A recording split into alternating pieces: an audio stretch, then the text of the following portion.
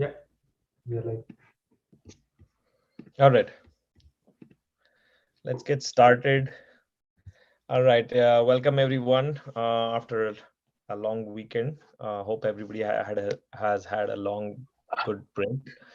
We are back with analysis. We are left off from last week. So last week obviously was no game, but before that we need to analyze those games and then we'll do predictions for the forthcoming week. We're still waiting for our fellow analyst KK to join in, but why? And there he is. Just name the devil and he's here. Hey KK. He's Mute. setting up.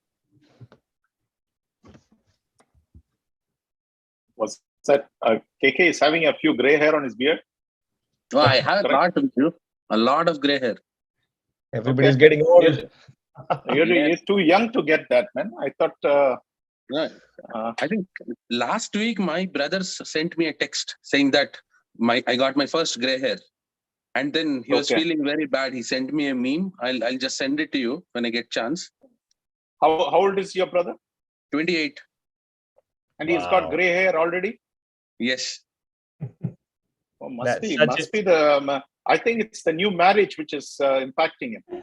No, I told him I that. think you need to. I think you need to tell him that. I already told him that. Okay. All right, welcome, Vamsi. I was just basically starting up for the weekend of the 25th and the 27th. There was one game which was played on 27th, which was the rain-off game from the previous from June. But we'll start off with our first game, which is I think Dark Horses and Troy Hawks.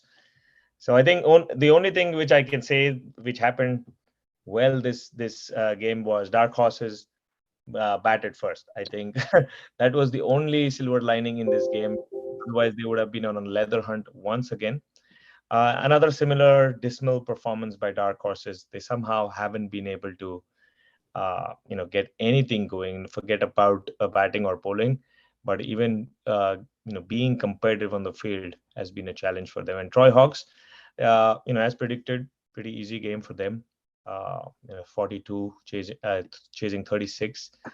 They scored 42 in a hurry and got those 5 points. Anything to add, Wamsi, Viju? I think it was a very comfortable win for Troy Hawks. If I'm not wrong, this game was in Woodhaven. Is that Partha? I'm not very sure, but I Yes. think yes, I see. It is in Woodhaven. So if you actually look at it, the travel time taken to Woodhaven is actually more than the game duration. But I think really, I heard about what you spoke regarding Pankaj Vats and what his aim is, right, with Dark Horses.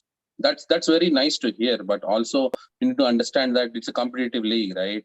You don't Right. want to go to the ground game after game and have such dismal performances. Yes, at least average performance, a fight would be good. But in this case, 36 in 21 overs with this new hardball, I think that's way below par. And it's high time that introspection does happen. We have been talking about it since last year, but it didn't happen. But now after this drubbing from Troy Hawks, I think Pankaj really need to sit down and think about it. My biggest problem is I think it's Parthu. I understand where you say Dark Horses should bat first and things like that. But if you really think about it, think about all the opposition. They come there all the way, and as Vamsi says, you go there and you spend more time driving in the car than on the ground.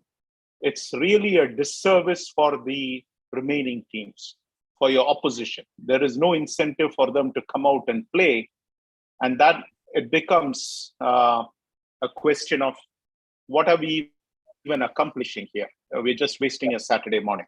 So this is where I think at some point, Dark Horses team management has to ask, hey, do we want to be in that situation where we are not being competitive? Yeah, I understand this point of let's just put a team out there and things like that.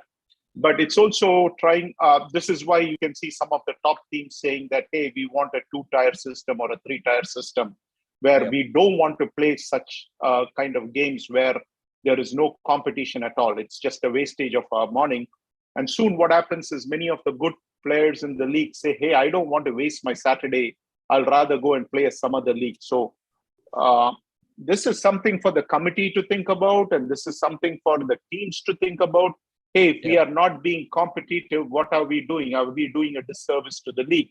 It's one thing about you winning the toss and you batting first, but the other team didn't even, what are they supposed to do? I mean, at this point, Troy Hawks did what they had to do. But again, coming to this game, I think Abhilash Dandamudi was the man in shining armor.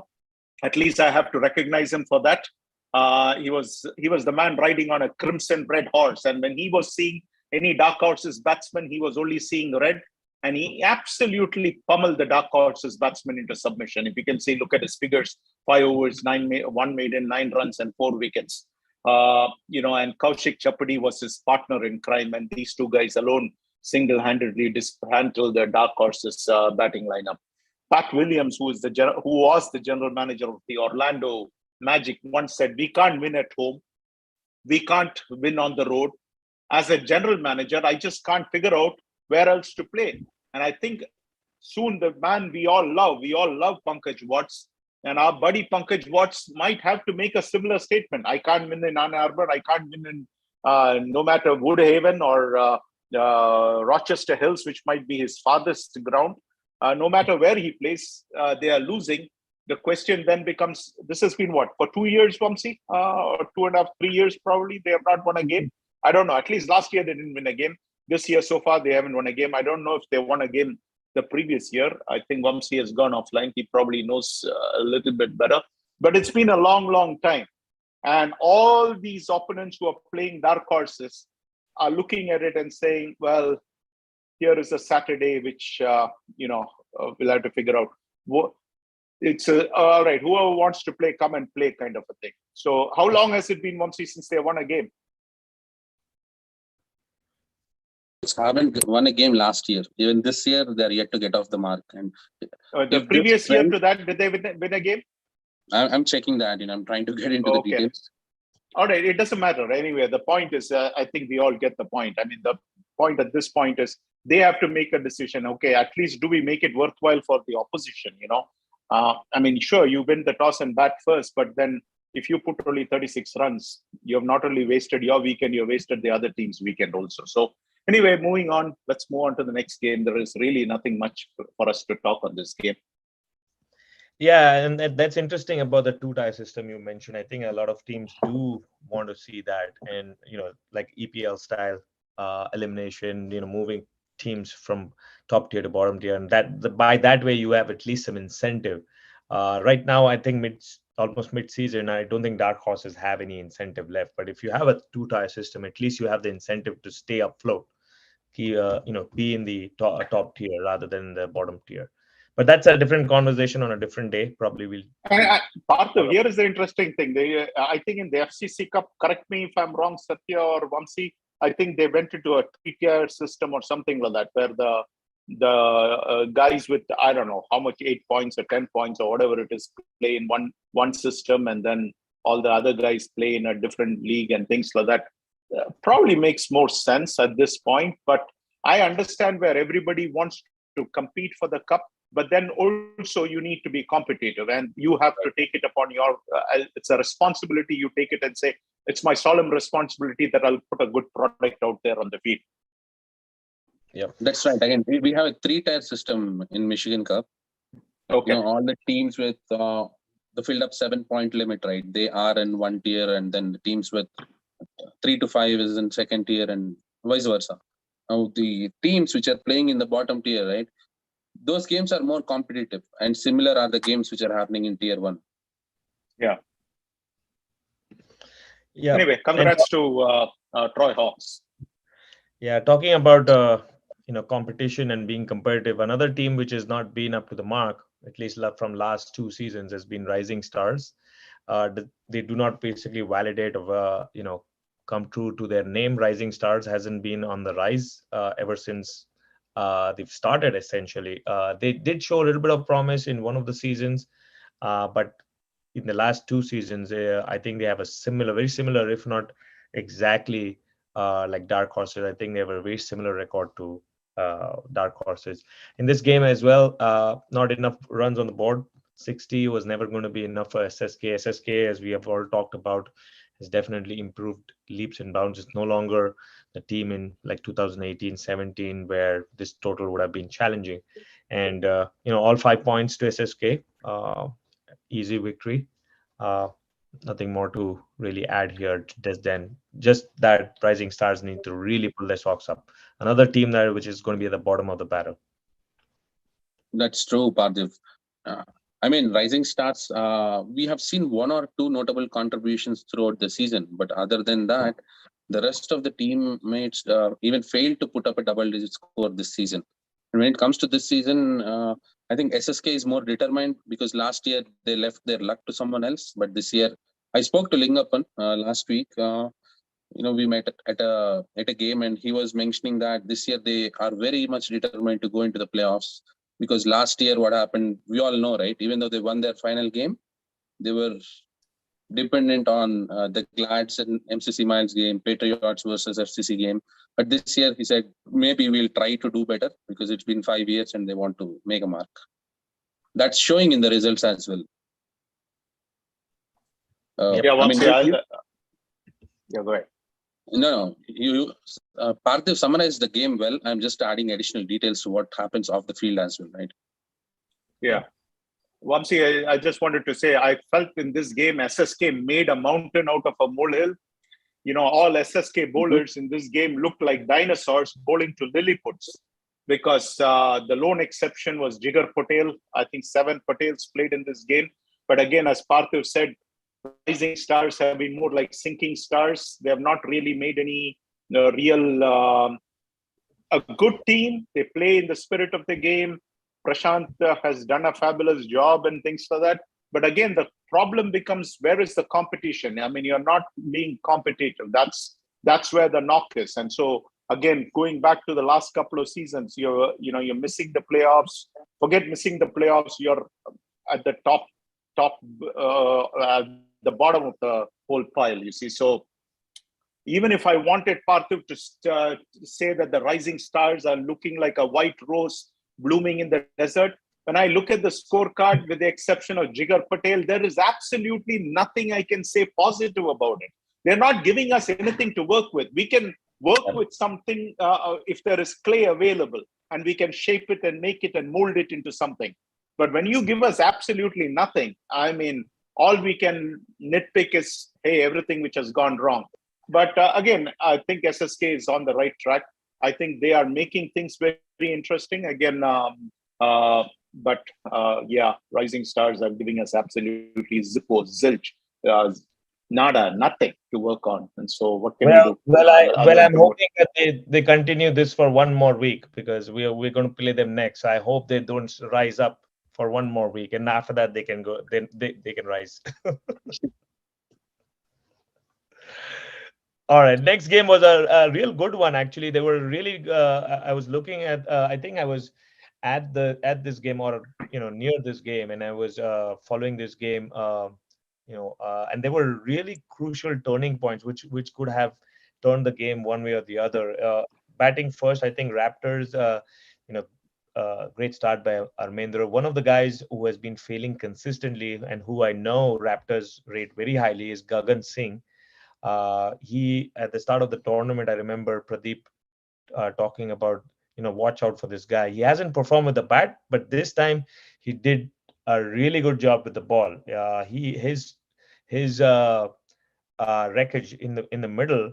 If you see the wickets column there, he got 4 wickets, and those 4 wickets came at a point where MI Rangers were really going well at one point of time. 13 overs, I think they were 60, and then there was a collapse. 4, 5, 6, 7 fell within 10 runs, and those were all Gagan Singh. And I think he changed the whole game, if not with the bat, but with the ball.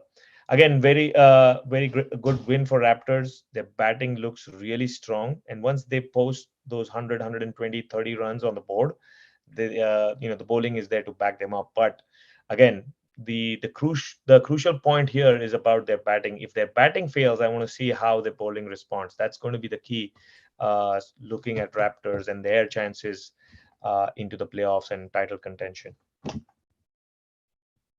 Parthiv, I think you missed a point here before KK goes on this one. They were not bowling to KK. Gagan Singh was not bowling to KK because Gagan Singh was the bowler whom KK destroyed when FCC beat Raptors. You see, so let's get that point into account, that maybe the Rangers should have recruited KK because KK is good friends with a lot of Rangers. The Rangers made a mistake. They went and got Sandeep Bundy, who has not played a single game. Yes, the man I was high on has not played a single game. All right. So I don't think he's really committed to them. Otherwise, he would have played a game for them by now. Now, the thing is, they went after somebody else when they had Diamond right next to them. They didn't recruit him. I'm just giving them a hard time. The whole point is, Viju, see now, FCC is Vamsi's team, right? Vamsi Tulsi's team. Okay, Yes. And MI Rangers owner is Jitendra Singh, and Vamsi and Jitendra are practically neighbors. So if I choose Rangers over FCC, we are all friends. We don't want to cause any disharmony in between us. So my good friend Shravan, he himself said, if it comes to it, let Vamsi come back, and then we'll talk about it, and we can all play together at some time in the future. We all have these conversations. That's what we do in the winters, right? Okay. But yes, but you gave me way too much credit. But to be very honest, after being hit in such a way for 22 runs in the previous game, right, in 1 over, it takes a lot of guts for any bowler to go back into the game, give the same flight which got hit for sixes in the previous game. And I think in this game, Gagan was very brave, because the spinners needs to be brave. You need to be able to take those boundaries in case you want to get those wickets as well, right? And that's what I think Gagan, full credit to him. He took those 4 wickets. But if we dissect this game, right, look at Raptors batting. They were 29 for 4 at the end of 9 overs. It's similar to how they lost wickets in the previous game as well. But in this game, I've got to know from the Rangers captain himself that they gave 3 to 4 lives to Amar, and Amar played very cautiously because wickets were falling at the other end. And, Pradeep Anjuru scoring those 25 runs in the middle, trying to stabilize it. That's where I think they were slowly got to that score of 75-80, and Ajit proved to be the difference in this game. He hit 4 sixes, 2 boundaries, scoring 41 out of 18, right? That's what ballooned that score. You see, it went all the way to 138. And, Rangers, we have seen them getting dismantled for 46 against Hawks earlier this season. And 138, I thought it's way too many runs. And if you look at the Rangers batting as well, right, those wickets which Parthiv was talking about, losing those 4 or 5 wickets in the span of 7 runs, except for Vijay Kumar, who hit those 4 sixes in the span of 7 or 8 balls. I was at the ground, and he was clearing the boundary easily. He hit 4 sixes in the span of 7 balls. That's what at least got them to 100. If not, this loss would have been much more horrible for Rangers. Parthiv and Vamsi, the criticism of the Raptors all around the league, all right? Not just among the analyst community, is take out Amar out of the equation and the Raptors will go extinct like the dinosaurs. Well, I think this game is a little bit of a proof that is not absolutely true. I think people are oversimplifying things, because they do have quite a few good players. And Ajit in this game was Superman. 41 in 18 balls, as Vamsi said. 2 4s and 4 maximums. If you ask me, his 41 was the difference between winning and losing. He was a great player, and he put his stamp of authority and his stamp of class on this game. You guys know Charles Barkley, right? The NBA great, the former NBA great. He's an analyst on TNT. He once said, he was promoting his shoes. These are my new shoes. And he said, you see, these are great shoes, but let me tell you something. They won't make you rich like me. They are good shoes. They won't make you rebound like me. They definitely won't make you handsome like me. They won't make you a great player like me. They definitely will. What you can do is, by getting the shoes, you'll have shoes just like me. That's it. Nothing more, nothing less. Ajit in this game told the Ranger bowlers, this is my new bat. And it's a great bat. And if you ask me, it won't make you bat. If you get this bat, it won't make you bat as well as I can bat. It will definitely not make you have a 228 strike rate. It will definitely not make you as smart as me. It will definitely not mean that women are going to swoon over you just like women swoon over me. That's it. The Ranger bowling, if you ask me, with the exception of Vijay Kumar, if you look at all the remaining bowlers, they were taken to the cleaners. They were given a pelting. The Ranger bowling, if you ask me, gave up the ghost. And in the end, they lost the game to the Raptors. Vijay Kumar had a fantastic game with the bat and a fantastic game with the ball. But I'm not sure what is happening with our friend Abhilash. He has been not performing ever since his team went into that COVID funk. There has been 3 games now, and he has not performed yet. But he's the guy they depend on to bail them out game after game. And so far, the bailing has not happened. And so, yeah, so they are, going into this game, we did expect Raptors to win this game, but nevertheless, I think Rangers did not put up anything like FCC put up the previous game. Yeah, the next game is between the Badshahs and the Sterling Strikers. I think familiar foes meeting together. And in one word, I could describe this game as the Raza Ali show. Time and again, I think he's done this over so many years with both bat and ball, and he continues to do that. Even though he's now probably in a better team with a lot more weapons at the disposal, a lot more support in terms of bowling and batting, but he still stands out with both bat and ball. And in this game also, getting those 4 wickets and then making sure those runs are scored. I think Sterling Strikers owe it to Raza in the ease in which they scored those runs. And I think Badshahs had themselves to blame. They recovered, but somehow weren't able to play the 25 overs, which I think is a cardinal sin.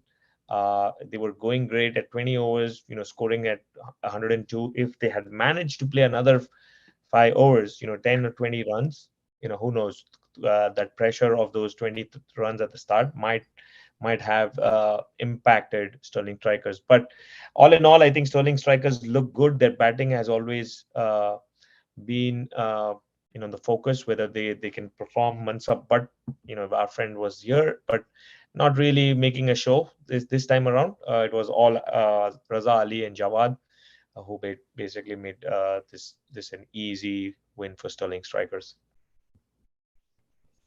Well, Parthiv, in this game, right, I think the Detroit Badshahs has a fantastic start. At the 12-over mark, they were 65 for 3. They're playing against Sterling Strikers, and with the kind of start they got, I thought 120 was easily on the cards. No matter what, scoring those 55 runs in the second half of the batting, with 13 overs and 7 wickets in hand, could have been easy. But then, what happened is from 65 for 3, they were reduced to 76 for 8. In a span of 10 runs, they lost 5 wickets. And eventually they got bundled out for 102 in 20 overs. See, if it was a 20-over game, this game would have been much closer than, what it appears to be. But the experience of Sterling Strikers, be it Raza Ali or the rest of the crew, right? We have Jawad. Jawad picked up 2 wickets in this game. Raza Ali picked up 4 wickets. And then when it comes to Sterling Strikers batting, I think they have very good batsmen up there. Ali Abbas is in form. Raza Ali scored a half-century in the previous game. In this game, he puts up 32 runs. I think it was pretty much a cakewalk for Sterling Strikers when it comes to the chase. Another game to forget for Detroit Badshahs, but I think, the next games, they have to learn from this game and probably capitalize when they have good starts. Get to a winning score first. Because sometimes, I tell it many a times during our innings break or the 12-over mark, saying that, yes, we are doing good. Maybe we are 50 for 1. But don't try to hit 150. Take the game closer to 20 overs. Try to get to a safer score like, 85, 90, and from there you build on. Add those 30, 40 runs in the last, because once you start scoring, it can go either ways, right? After the 12-over mark, you either lose 2-3 wickets, you're on the back foot, or the game, you just win the game. But you have to play the percentage game. You want to see how many points you can get from a particular game. Take 1 over at a time, and that is what DCL is about. It's the long game. Parthiv and Vamsi, let me tell you, Raza Ali is back. He's back with the ball, with a bang. And he took 4 wickets in this game. But alas, when I look at the standings, he's in 24th place. I don't expect him there. Usually, when I look for Raza Ali, I see him and Samish always in the top 5. At worst, top 10. All right? But when I think of the Badshahs, I am reminded of a basketball game, Parthiv, I played a long time ago. This is probably in my 20s. We got drubbed, all right? Bunch of us played basketball. We got drubbed. After the game, one of the guys in the opposition asked me, and how come you guys got drubbed so badly? So I had to come up with a line. So I said, well, you know, we have a lot of great outside shooters. We are absolutely shoot lights out from the outside. But unfortunately, this game was played indoors, and that's why our shots did not go in, you see. So when I think of these guys, the Badshahs, I think these Badshahs are not playing in the Palace, Parthiv. That's the problem. If this game was played in the Palace, they would have beaten the Sterling Strikers black and blue, my friend. They would have beaten the Sterling Strikers black and blue. But when I look at this game, Parthiv, you know, I feel Sterling Strikers comfortably took care of business. But I have a problem with the scorecard. So when I look at the scorecard, I have a problem. And for me, whenever I look at something, you know, usually I can zero in on something just like that. Let's look at this Detroit Badshahs and scroll down, Satya, right there. Omar Khan bowled 1 over and gave 17 runs. Well, when you think about it, that doesn't, you might wonder how in the world Omar Khan. But then I started, who is this Omar Khan and why did they give him 1 over to give 17 runs? And sure enough, Omar Khan, if you ask me, bowled over number 12.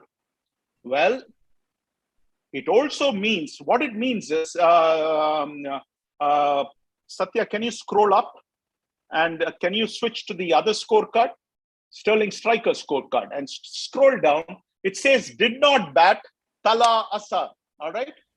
Here's my problem. What you're telling me is Tala Asad came to the game. He watched the Sterling Strikers absolutely thrash the Badshahs. Then he ate biryani from his friend Alishan Ibadat, who's the captain of the Badshahs, who fed him plenty of good biryani. Some of the tastiest biryani you can get in Detroit. And then Tala Asad went home. So in other words, Tala Asad did not bat, Tala Asad did not bowl, and Tala Asad went away, and Omar Khan played this game. Now, anybody who is playing Sterling Strikers, I don't know who Omar Khan is, but I'm going to submit to you, Parthiv. Over number 12 was bowled by Tala Asad and not by Omar Khan, which means Omar Khan never played this game. So whoever is playing Sterling Strikers in the playoffs, if you see an Omar Khan playing against you, and he has played only 3 games, you should immediately have your antenna up. And of course, if it is Glads, I would be advising Satya right away, but I'm telling this publicly. I don't think Omar Khan played this game. I'm saying Tala Asad played this game and Tala Asad bowled over number 12, which went for 17 runs. And Omar Khan, if he plays another 2 games and they use that for qualification, well, guess what? He is not qualified. Simple as that. I don't know who Omar Khan is. Maybe he's a great player. I have no idea. But I'm just giving you the heads up on this one, because this reminds me of the great Manpreet Singh. This is during the Vijay Namburi years, Parthiv. You'll like this. Yeah. We had the great Manpreet Singh playing for GLCC, except Manpreet Singh was playing for Canton Leatherball cricket team in Cleveland. But the game in Detroit got washed out. The next thing I see, Manpreet Singh is on the scorecard for GLCC. How in the world could Manpreet Singh have been in Cleveland and in Detroit at the same time? Of course, in those days, rained out games, you could count, whoever you listed could be counted towards your playoff. But it had to be that the person had to be on the ground. Manpreet Singh was never on the ground. The opposition skipper never bothered to check anything. And GLCC conveniently split Manpreet Singh in there. Now, if Glads was playing GLCC in the playoffs, you can bet every bottom dollar that Manpreet Singh would not have been playing that game. Otherwise, there would have been bloody murder on this on that field, because there was no way I would have allowed that to happen. But I'm just saying that you need to be watching out, because there are sometimes things are not matching it. Of course, you are right, Viju. If you see the video, Tala Azad bowled 12th over. So they Tala changed Azad the bowled the 12th over. Yeah. See, I figured this just by looking at the scorecard, that there is no way this could have happened. So anyway, just to get that point out. But I wanted to say that hey, future opponents, just watch this out. But we don't want a repeat of this Manpreet Singh saga all over happening again. It just doesn't need to happen. But in this case, anyway, I don't understand why Omar Khan is even listed. But the same thing, Parthiv, remind me, happens later in another one game, where a person does not play, but he's mentioned on the scorecard. So Tala Azad played 12th over. Tala Azad bowled the 12th over. Okay, so there you go. But when it came to the scorecard, it got switched around to Omar Khan. How in the world does that happen? Someone might have edited it, Viju, to replace What is that again? name. Someone can edit the scorecard, replace the name of the player with another player. So then that is something which Jawad Zahir will have to answer to that, right? Because he's the skipper of the Sterling Strikers team. And at this point, the scorecard is locked. Am I right, Parthiv? Yep. Tuesday. I was umpiring that game with you.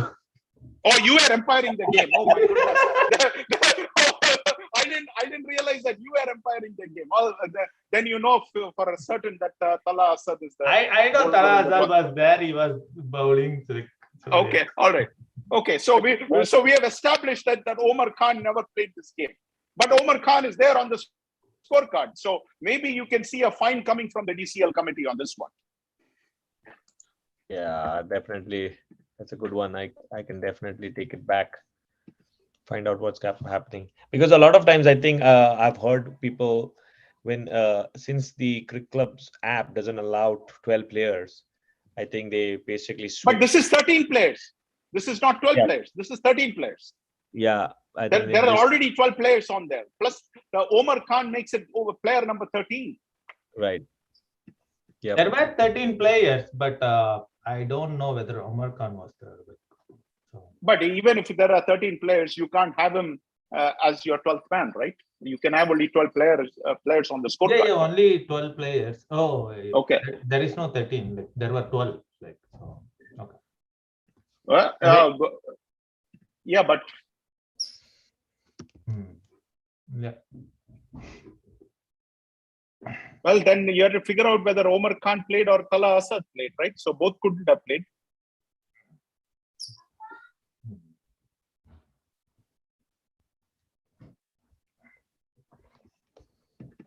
Yeah, I know most of them. I don't know who is Omar Khan. Okay. I know he's on the captain's group WhatsApp. Oh, group. yeah, Omar Khan. Yeah, he's that Yeah, he's in the captain's group. Okay, yeah, I know him. Yeah, I think he bowled that 12th over. Who, Omar Khan? Yeah. So Tala Azad didn't bowl it? No. I think they changed the name there. So Omar Khan bowled and he got hit badly. Then they brought again Raza and others. So that's where Raza. So then here is my question. If Omar Khan bowled the 12th over, then the question is, why did you use Omar Khan when you have Tala Azad there? I think we should ask that question to Alishan. I'm just asking. Question to go to, yeah. No, Omar Khan was there. Yeah, he's the short guy. I know he's the captain. Like he came for toss and other things. But just now the guy who bowled was not a short guy, is he? He didn't look like a short guy. The video you showed just now. Wait, I can show. Okay. Anyway, I think we're spending too much time on this. Let's move on. Anyway, that's just. But scorecard, I think they made mistake. So. Okay. Yeah, because I know he was requesting me for captain, like umpiring and other things. So yeah. Okay. So then Omar Khan played then. Yeah. But anyway, I mean, there's something. Then in that case, our friend Tala said, whom we like, came and did nothing. I mean, that also I find. What did Tala said do? I mean, he's a He pretty was there. decent He bowler. didn't do anything. But missed he's a two pretty catches. he's pretty decent bowler, Satya. He missed 2 catches. That's it. Okay. But Yeah. anyway. All right, on to the next game. I think it's the Strikers Bulls game. Yep. All right. Come Yeah. on, Parthiv. This was a game which was played in really hot 96, 98 degrees weather. It was something where we were like, oh my God, we have to play this early morning. But it was not only just the heat off the field, but heat on the field. It was really close game, played in good spirits. Bulls and Strikers have always had this, on the field stuff which is going on, but this was something which was straight, just good cricket. And I would give credit to Detroit Bulls. I think they played really well at the start. I think they made it really tough for our bowlers in the hot heat by not giving any wickets. The top 3 or 4, I think they made sure that they gave a really good platform. And once we probably didn't get the wickets, I think our bowling started to kind of unwind. And it didn't help that one of our regular bowlers was injured. He's got a couple of fractures on the finger, so we were down one bowler. But never, no excuses there, because we had 7 bowlers in our team. But I think there were a couple of crucial moments which I would highlight here. One was dropping Mahesh Babu when he was 1, a skyer, which I think anybody from the field in the infield could have taken.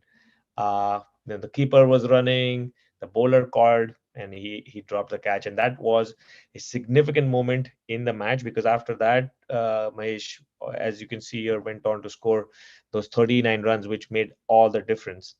Credit also, I want to get a shout out to the umpires. I think to stand in this hot heat, especially because we had a terrible time with the balls. I think we had like 5 or 6 or 7 balls tear up in one innings.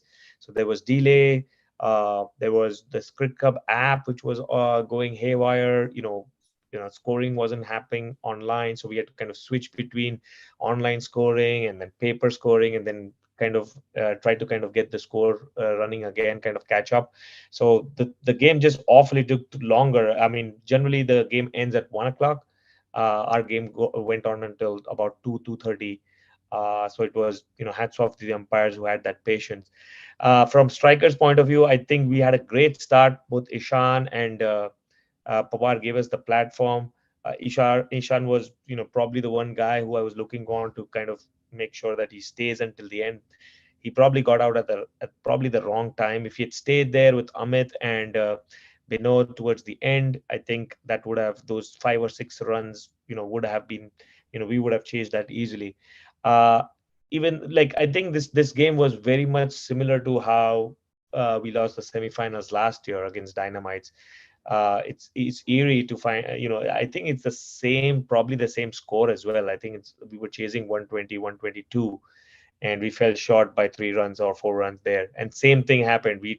There was a crucial run out in our batting as well, which changed the momentum and a set batsman, and that basically made all the difference. So very close game, very hard fought game. All credit to Bulls. I think they persevered and made sure that never in the game that they were feeling that even though we were on top initially, they kept coming back at us. For us, I think that good that we got this loss out of the way.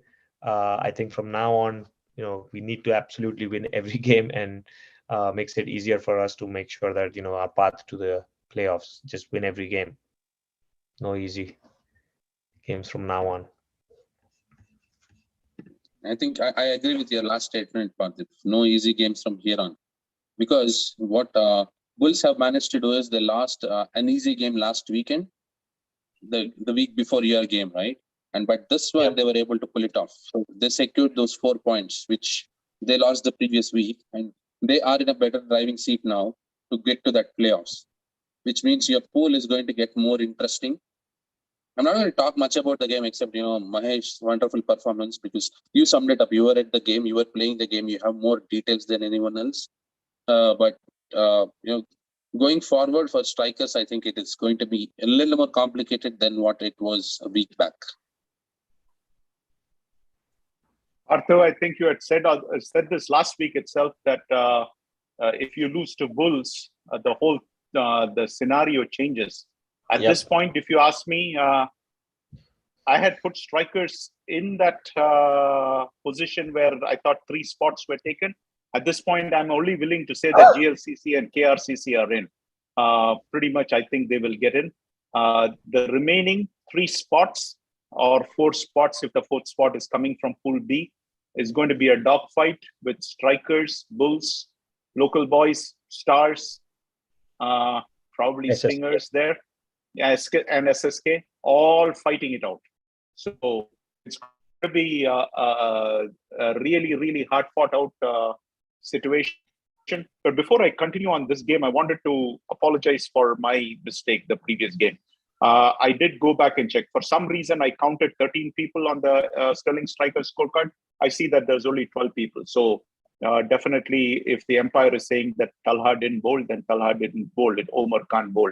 But then my question only is, I felt Talha is a better bowler, but I haven't seen Omar Khan, so I can't judge between Talha and Omar. So, but having said that, I think we went over this line last week. Dil to Pagal Hai, Rahul, Naam to Sunai Yoga, and last week it was Rising Stars. Our friend MBB, the game changer of the week from last week or the week before that, he went and introduced himself by saying MBB, Naam to Sunai Yoga.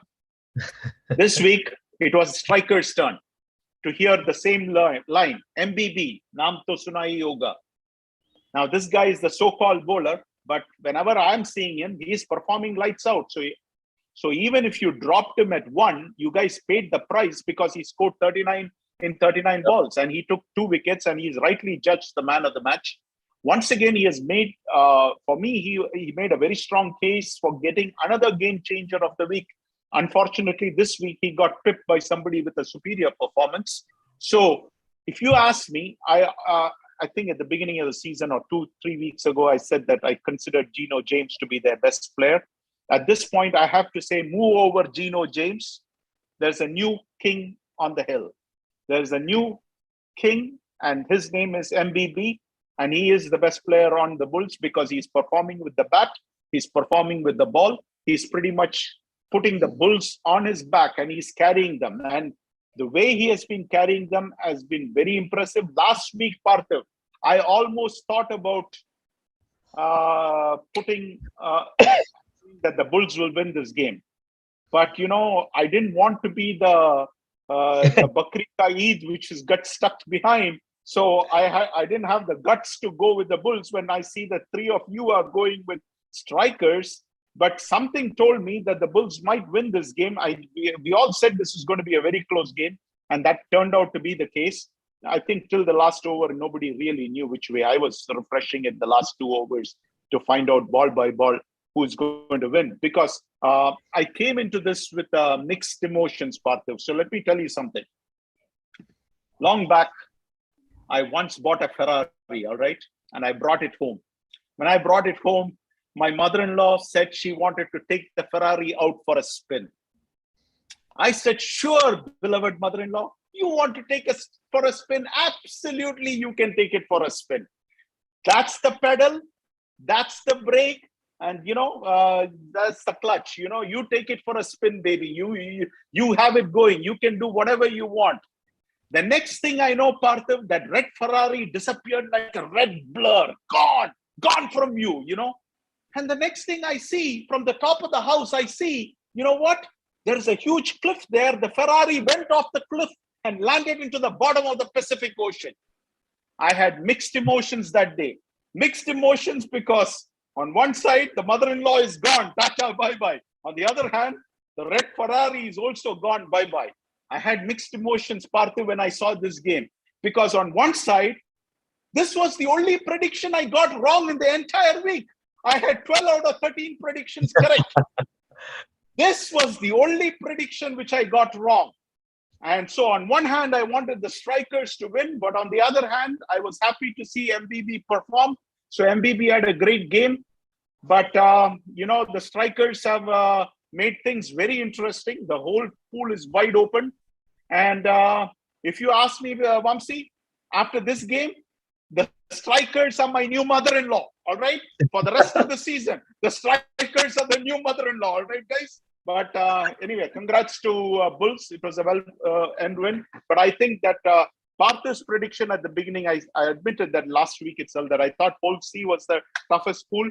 But I think Pool B is now the pool of death where everybody is fighting it out. Whereas in the other two pools, I think the top 5-6 teams have differentiated themselves from everybody else. But here it's open battle every week.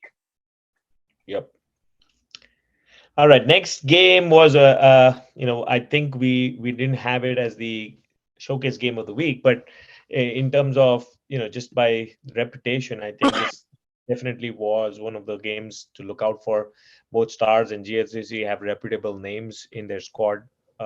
People who have played DCL, people who have been in Michigan and played different forms of cricket. And in this case, when they came against each other, it wasn't a game that really, good that we didn't actually make this a showcase game of the week, because in the end, GLCC had a very convincing win.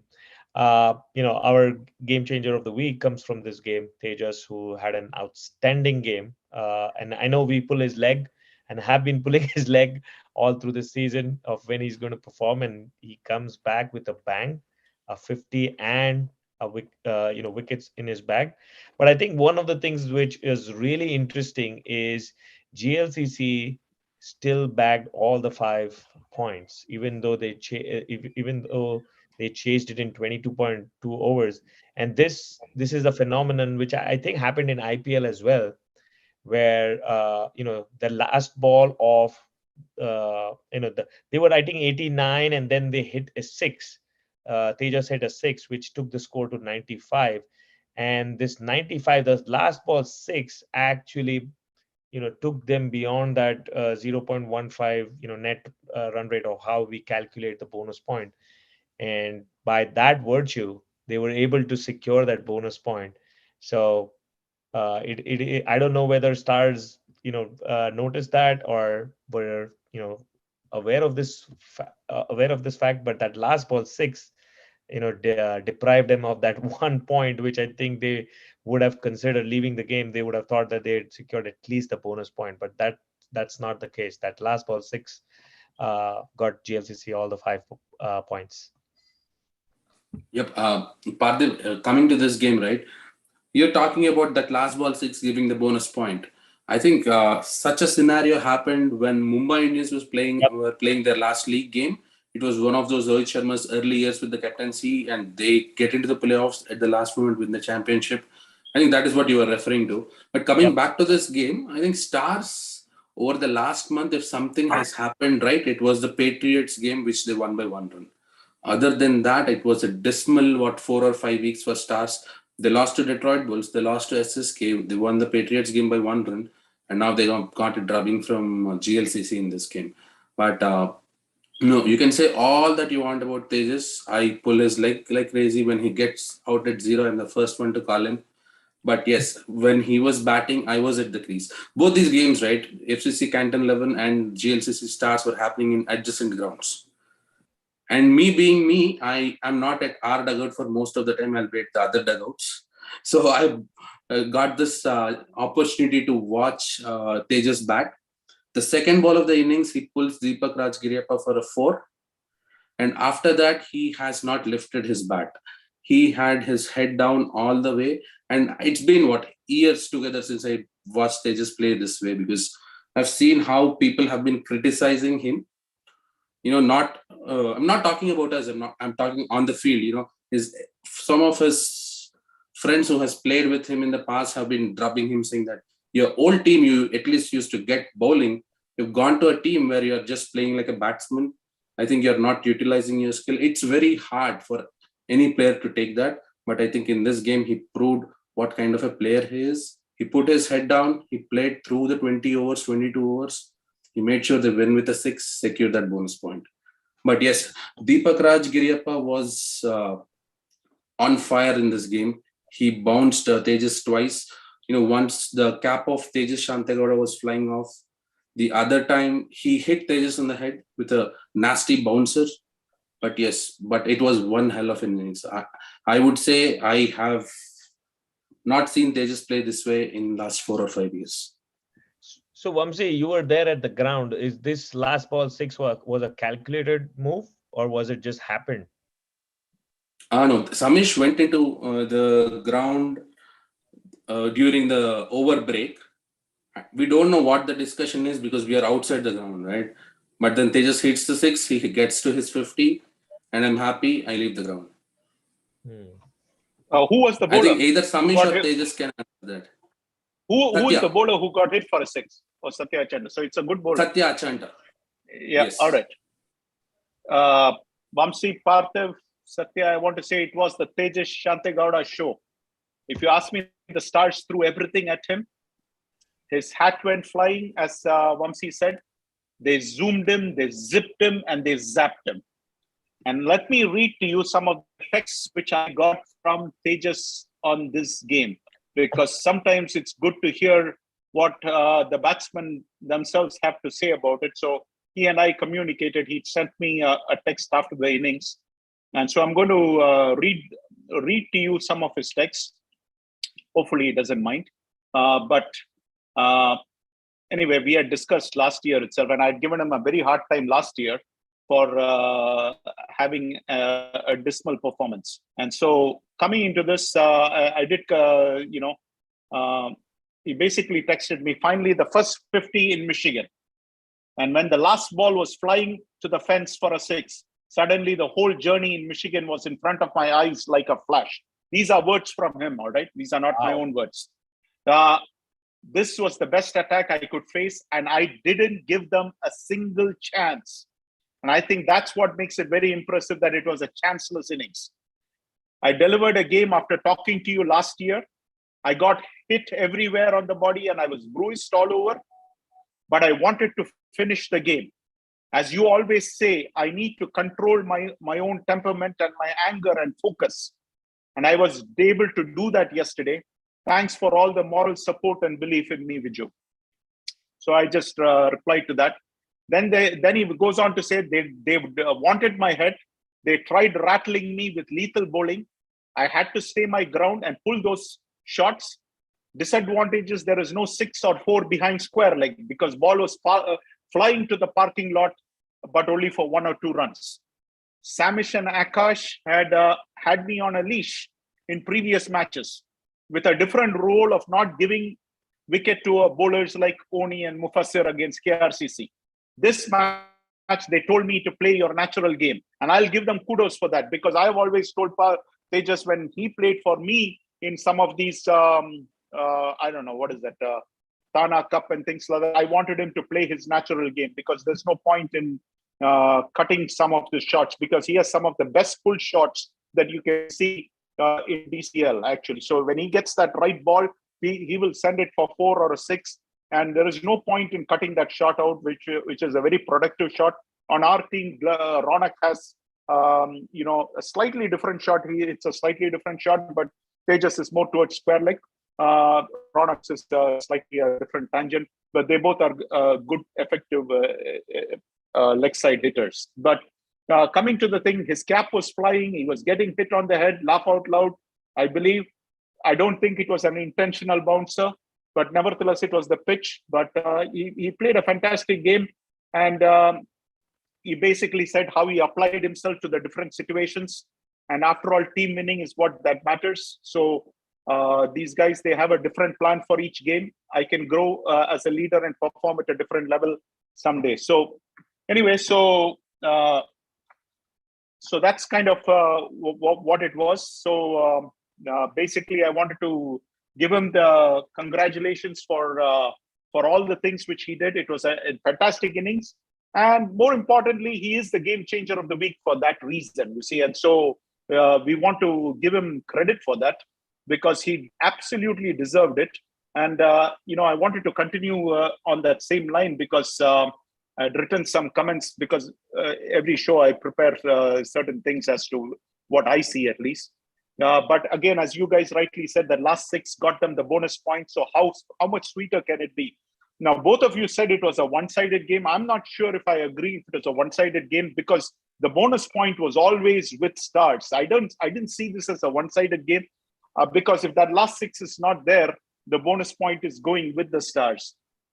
But again, I think what I wanted to say here is that I get a lot of friends. I have a lot of friends who help me out. So some of the friends, they know that I'm not very good at all these movies and finding all these things. And I know Vamsi gives him a very hard time whenever he scores a duck. And last year, I gave him a very hard time for not performing up to the level. And I felt that, instead of, complaining, just go out and perform. When you go out and perform, everything else goes out of the window. And so I was sent a song and I wanted to give this song out. Parthiv, I know that you can dance decently, and Vamsi Kekin, I know neither of you can dance as well as Venkat Vadnala. He's a great dancer. But hopefully you guys can dance and honor our game changer of the week. So let me play this song out. I'll have to probably share my desktop. Let me see how I can do that here.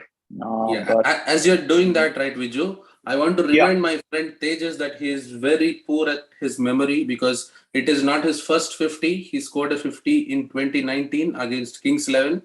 But yes, if that memory is not working, if he forgets every year that he had a 50 before, and if he tries to score more 50s, it's good for him. Okay. You guys are able to see my screen? Yes. You are. All right. So let's play this. This is apparently the big hit song. I don't know if this is the big hit song. I was sent the Telugu version. I don't know if Tejas is he a Telugu guy or a Kannada guy? I thought he was a Kannada guy, but I could be wrong. I was sent the Telugu version. So I'll share the Telugu version. You guys enjoy this. And I'm sure our friend Tejas is watching this. You guys all enjoy it. So here it goes. This, you guys can hear me? Yeah, we can. Okay. The significance of the song is it was a shout out to Tejas. We are all dancing with him because we have been criticizing him. So I wanted Mr. Vamsi to dance because you can't just give a guy a hard time, right? So I gave him a hard time. Vamsi gave him a hard time. It's fair game, all right? So we criticize a person, but Parthiv, here comes this thing. When you do well, I should have the guts to appreciate that and say that, you know what, too good. It can't be one-way street where I only criticize you. If you take the criticism, it's fair game. You turn around and you perform. We did this with Safaris last week. We said it's the most improved team. But 2-3 years ago, we were criticizing them left and right for losing every game. So here, we have our friend Tejas. He has not been performing to the expectations which we have. And if Vamsi is going to criticize him every time he has a duck, well, guess what? He needs to dance like the actor in this movie when Tejas has a phenomenal game. Now, he won the game changer of the week. We gave it to him to acknowledge that it was a fantastic performance. He got them the win. It was Tejas Shantagowda versus Stars. It's as simple as that. And I also want to say Tejas did send out a text saying that, what was that? He said, you guys made my day.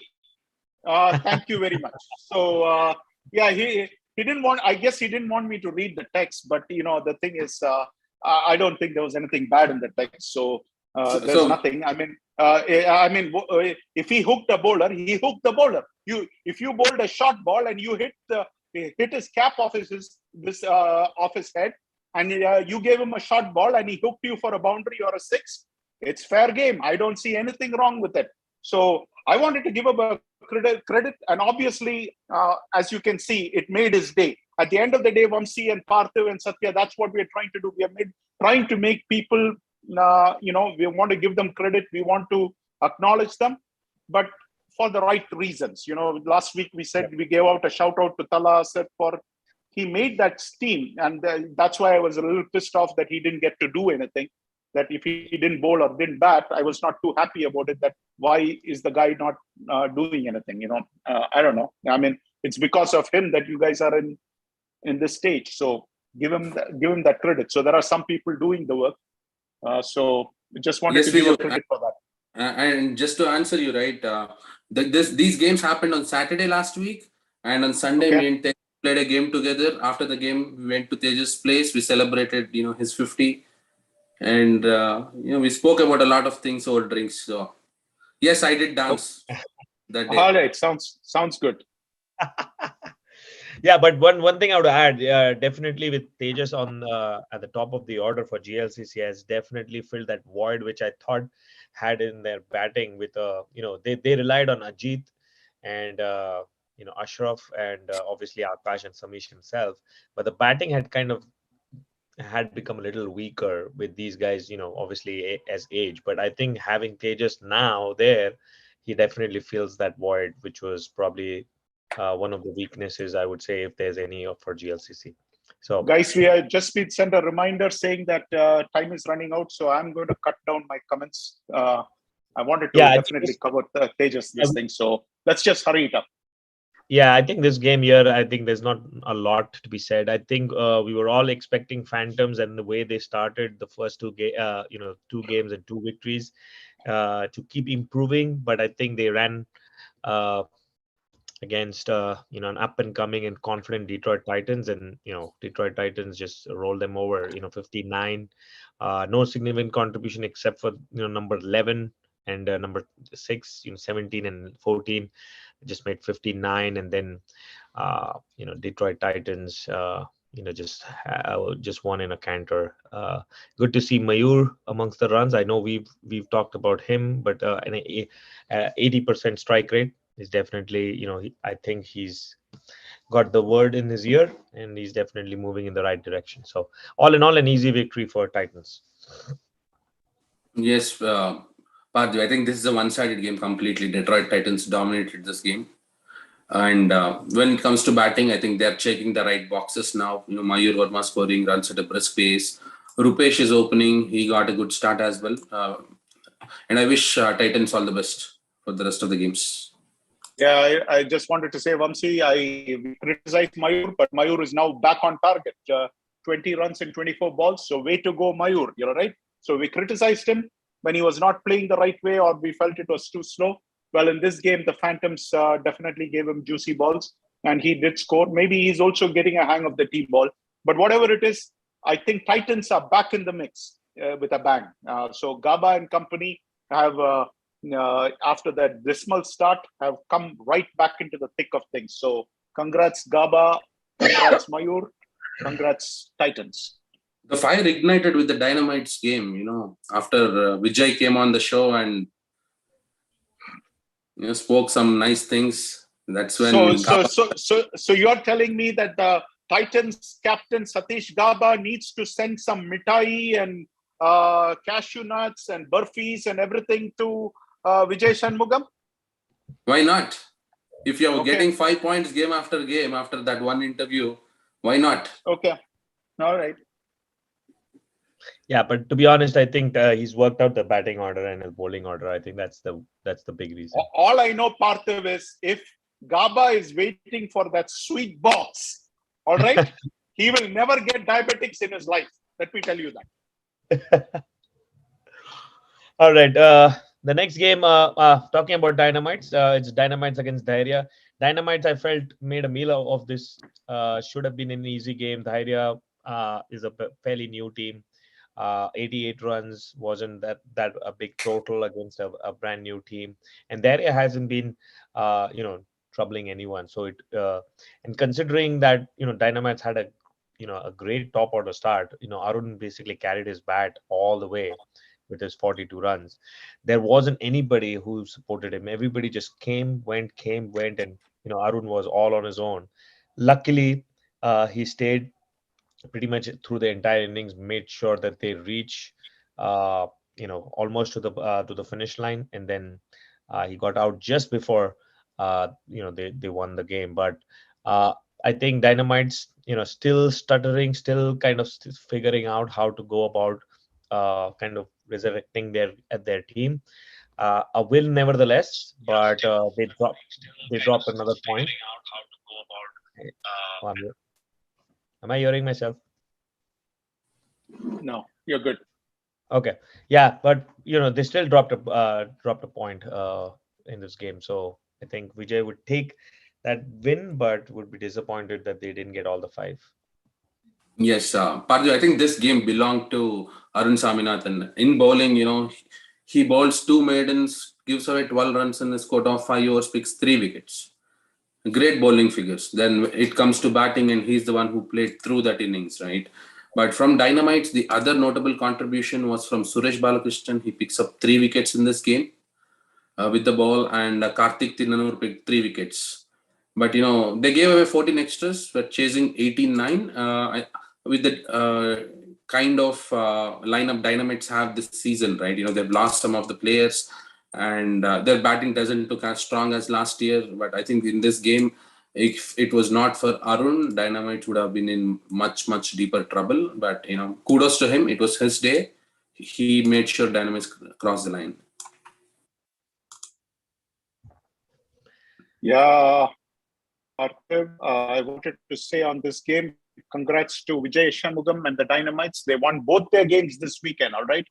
But I think, correct me if I'm wrong, Arun Swaminathan is the ex-Pokhari's player, right, Vamsi? Yes. Yes. He put on an absolute beast of a performance, if you ask me. That one performance alone took them to the victory. He was my number 2 contender for game changer of the week. But for Tejas Shantegowda's superior performance, I would have given Arun Swaminathan the game changer of the week vote, actually. So for me, he was the number 2 contender. So I'm going to tip my cap to him. He gave Tejas a run for his money, but it was a fantastic performance. He alone should take the credit for this fantastic win. Definitely well-deserved win. I'm happy that my friend Vijay Shanmugam finally has won 2 games in a row. Hopefully he can put some more rows into the picture. They have a very good player in Vijay Kumar Gabriel. He didn't perform in this game, nor in the next game, but clearly in the games before that, he had been performing. So hopefully they can get him to play more games.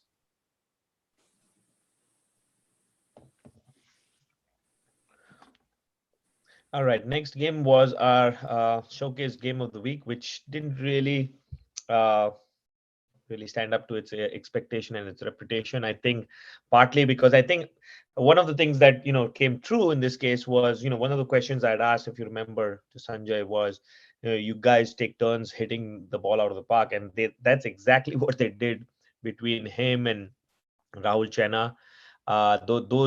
Those 2 big hitters for MCC Miles, they made all the difference. That 155 would have been easily probably 100, 110, 120 if not for those 2 guys. And finally, last season I was kicking and screaming for Sanjay to perform, and this is the type of innings that I want to see him play regularly, because he has that capability. Just like Rahul Chenna, he can himself change the game and hit some big ones out of the ground.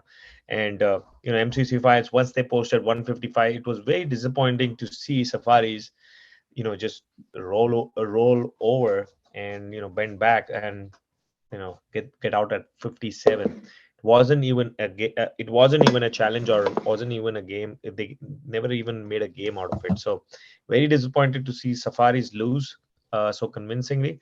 But all kudos to MCC Miles. I think the batting is coming good, and good to see my friend Sanjay performing.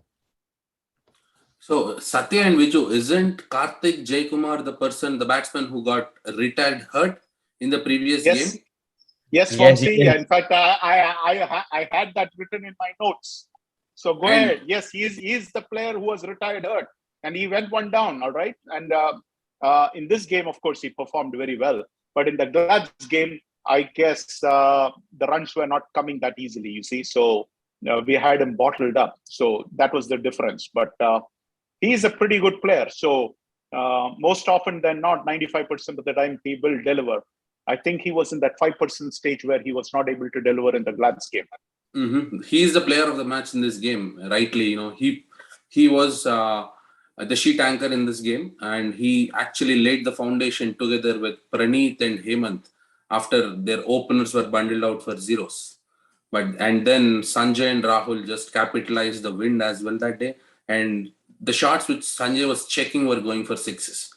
That's how the wind was in Woodhaven. But yes, scoring 155, be it wind or no wind, it always is a great score to have. But then Safaris, their top 4 batsmen, got out for 4 runs. They scored only 4 runs between them, you see. And that is where they lost the game. Once they are 4 down within a span of 10 runs, the game was out of their reach. And the worst thing that you could see is Safaris bundled out for 14 overs. You don't even make the effort to play that 25 overs, right? That is what is very disheartening to see, because you don't want that run rate to go so deep down that, it comes into picture when it matters the most, and it might cost you that playoff spot. Yeah, Vamsi, I wanted to say the Miles batsmen 1 down to 5 down. If you look at it, they took the game away. This was a complete shellacking. Safaris were put on a safari to the land of pain, if you ask me. No pun intended, but that's pretty much what it is. Safaris were put on a safari to the land of pain. Tom Landry, the great football coach, once said, football is an incredible game. Sometimes it is so incredible that it is unbelievable. And sometimes it is so unbelievable that it is beyond belief. You see, I did not see this kind of a one-sided game. I don't think any of us saw this game to be so one-sided. I did expect Miles to win, and that was based on the eye test. And all right, I had seen Miles play, and based on that eye test, I felt Miles will win the game based on but I did not see this kind of margin. Unbelievable and beyond belief. If I had to borrow the words of Tom Landry, is how I would describe this game. Safari's 4th and 5th bowlers, Vamsi, if you ask me, they lost it there. Forget the top order collapse. But when you give 155, the question is, who gave up this 155? It's Swarna Rahul Mritini and the 4th and 5th bowlers. They combined together and they gave, in that 10 overs, 90 runs, Vamsi. You can't recover when two of your bowlers are combining together. In this case, they used the 6th bowler. The 6th bowler was sharing the 5th bowler duties. You see, so the thing is that Swarna Rahul bowled 5 overs, but you take 4, 5, 6. All right, they bowled 10 overs. They gave 90 runs, and that's where they lost the game. And so, and that in the end of the day, that was the ball game. So at this point, I think Safaris need to go back to the drawing board and look at it and say, hey, what's going on here? Clearly, they have a problem on the bowling end. It's not just that, right, Viju? Because I told about in the previous show that the player burnout is very, very crucial. Because once the player is burnt out, they can't give the same kind of performance which we expect out of them. So you look at Rahul, right? The last game, he gives away 45 runs in 5 overs. This game, he gives away 43 runs in 5 overs, right? And way too many tournaments are ongoing at the moment, and that is where the captain needs to make sure they have their players 100% fit for these games. Yeah, that probably is what is happening. I do not know what is happening, but nevertheless, because he's too good of a player, right? First game. Yeah, I mean, I don't expect to see him go for 5 overs, 43 runs, or 5 overs, 47 runs, kind of this thing. That's ridiculous stats. You see. Yeah, and once in a while is fine, but back-to-back games giving away 45 runs, we don't expect it from Rahul. And we always talk about Rahul because that is the kind of phenomenon he has become for Safari. So it's not just we are just criticizing Rahul, but the rest of the team also need to put their hand up and probably ease off the pleasure of the rest of their star players. Yeah, well, KRCC versus Hitman.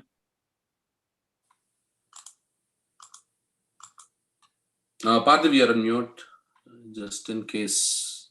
He's eating. He's busy eating. Okay, I can cover for him. Yeah, go ahead, cover it. Yeah, sure. I think in this game, there were discussions that Oni was taking rest when KRCC was bowling. I heard about it, and yes, it might happen because after KRCC put 171 runs in 25 overs, it's completely one-sided. And you look at the top 5 batsmen, everyone into the double digits, and then their number 7, number 8, number 9, all of them getting those starts. Maulik Patel scoring 28, Tamim Moni 29, and contributions from everywhere. You had 8 double-digit scores in this, and 17 extras helped the score propel to 171. But from the hitman bowlers, Aditya had a very good game. He took 4 wickets for 22 runs, even though KRCC scored 171. That's a great contribution. And Philip Thomas did not get a hit for runs. So the ones which were really responsible for the scoring are the opening bowlers. Between both of them, they gave away 62 runs. That's a problem for hitman going into the next games. But when it comes to hitman batting, I think KRCC again dominated. Oni didn't even have to bowl. Our friend Yogesh Mittal had a go at it. He bowled 2 overs in this game. Jasneet picks up 3 wickets. Mufi picks up 4 wickets. But hitman, not really. Except for Aditya, no one else actually put up their hand up. Only 1 double digit in their scorecard. They bundled out for 89. Comfortable win for KRCC by 82 runs. Very quick question. How can the Mufi's stats be 4.4 overs and 6 maidens? That's an impossible stat. No, it could be a scoring error because it's a manual entry. Okay, all right. So anyway, coming back to this game, I felt that it's complete domination, but I'll give props to Yogesh Mittal, all right, because he's batting great and he's opening the batting. And actually, if you ask me, I've been watching his batting. He's been batting pretty good.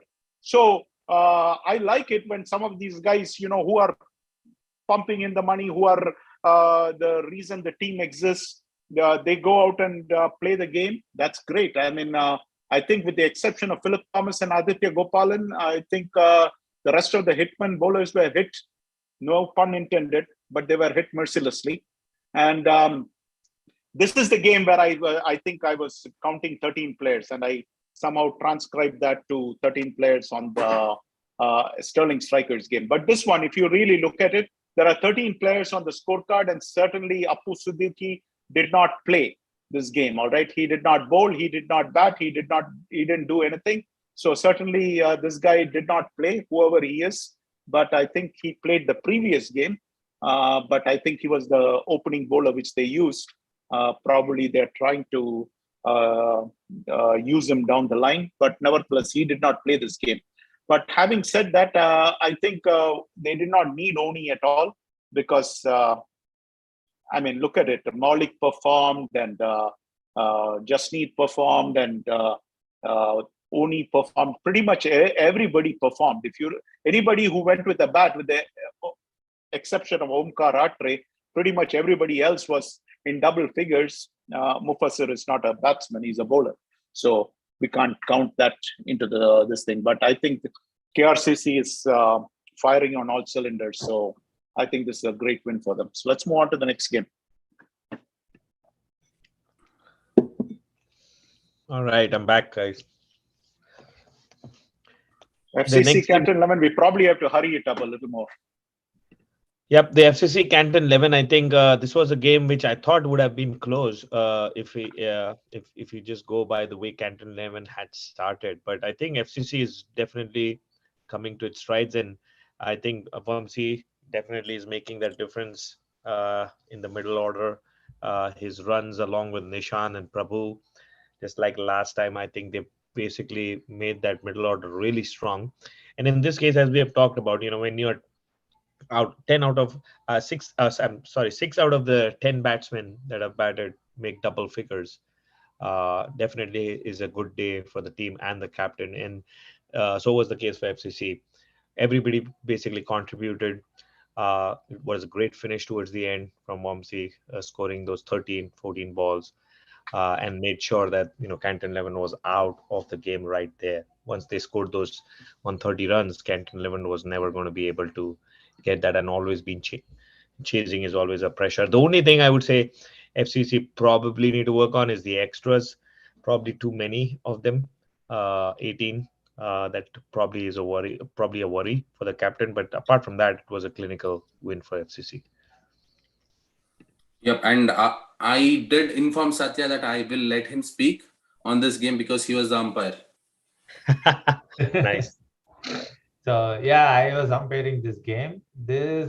I feel like this is a different FCC team altogether. It's not like previous year because the addition of all those Marcos guys, it made really strong. Like they opened very well. They stood there.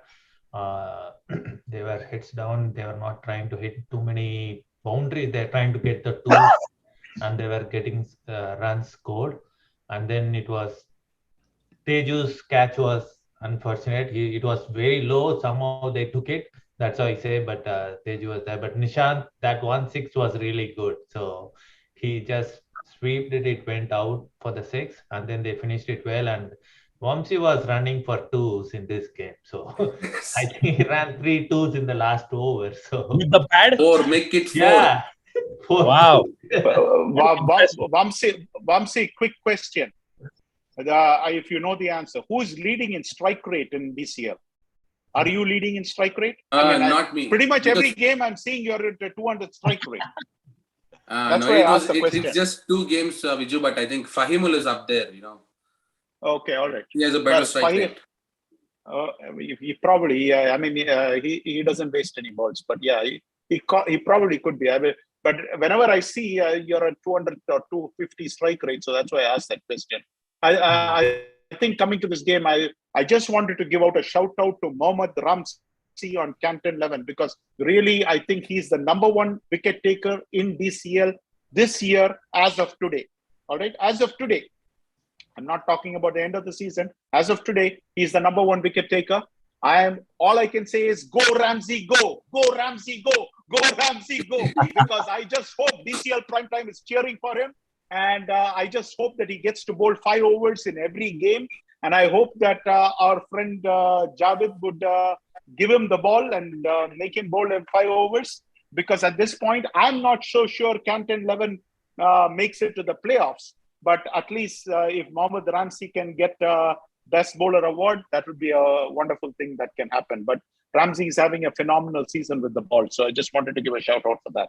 That's pretty much it. Javed Bhai gets good bowlers every season, but he has to look for batsmen. So. and he keeps losing them every season. Yeah. No. In this game, one unfortunate incident happened in this game. Anant was trying to save a boundary, and Anant Raman Yoga, who played for Legends earlier, he was trying to save a boundary. He jumps up in the air, tries to pull the ball inside, and his finger is fractured. And how bad is it? It's fractured, 6 weeks out. Oh, 6 weeks out. Okay. Yes, I met Sadat a couple days back, and Sadat did tell me that Anant cannot play for 6 weeks. Okay. Wow, unfortunate these injuries. The lesser we talk about this game, the better off we are. Yeah, I think this game, probably this wasn't scored online, but this would definitely be in contention, Vamsi, for I know you're tracking on the shortest game of the season, but this might be also one of the in contenders. Not really. This game went to 29 overs, Pardeep.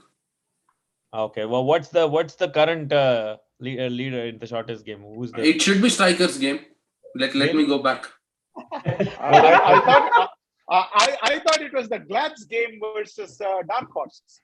Yeah, there was one other game. Yeah, Glads versus Dark Horses. We said that Dark Horses, that the overall that score, and I don't know. Viju, it doesn't really give that much maza, right? When we say Glads won the game and Glads finished it within time, but when you say it to Strikers captain saying that you lost the game, it was the fastest. Anyway, coming back to this game, I think FCC Agni just lost the plot. Indus Thunders were relentless. Just made sure they kept picking wickets. The only thing FCC Agni did was basically play out a lot of the overs, but they had no answer. If you look at the bowling figures, that they're just like a dream come true for any captain. Everybody in single digits, everybody pretty much picking up wicket except for Dinesh, who bowled only 2 overs, 2 maidens. But I guess FCC Agni just got probably overawed with the kind of attack which they were facing, and never really uh, took a chance to kind of make sure that they attack. If you look at the bowl batting, everybody just basically was there for the sake of there and trying to survive rather than trying to score runs. So all in all, I think Indus just rolled it over. I'm surprised that they lost 5 wickets in chasing that 29.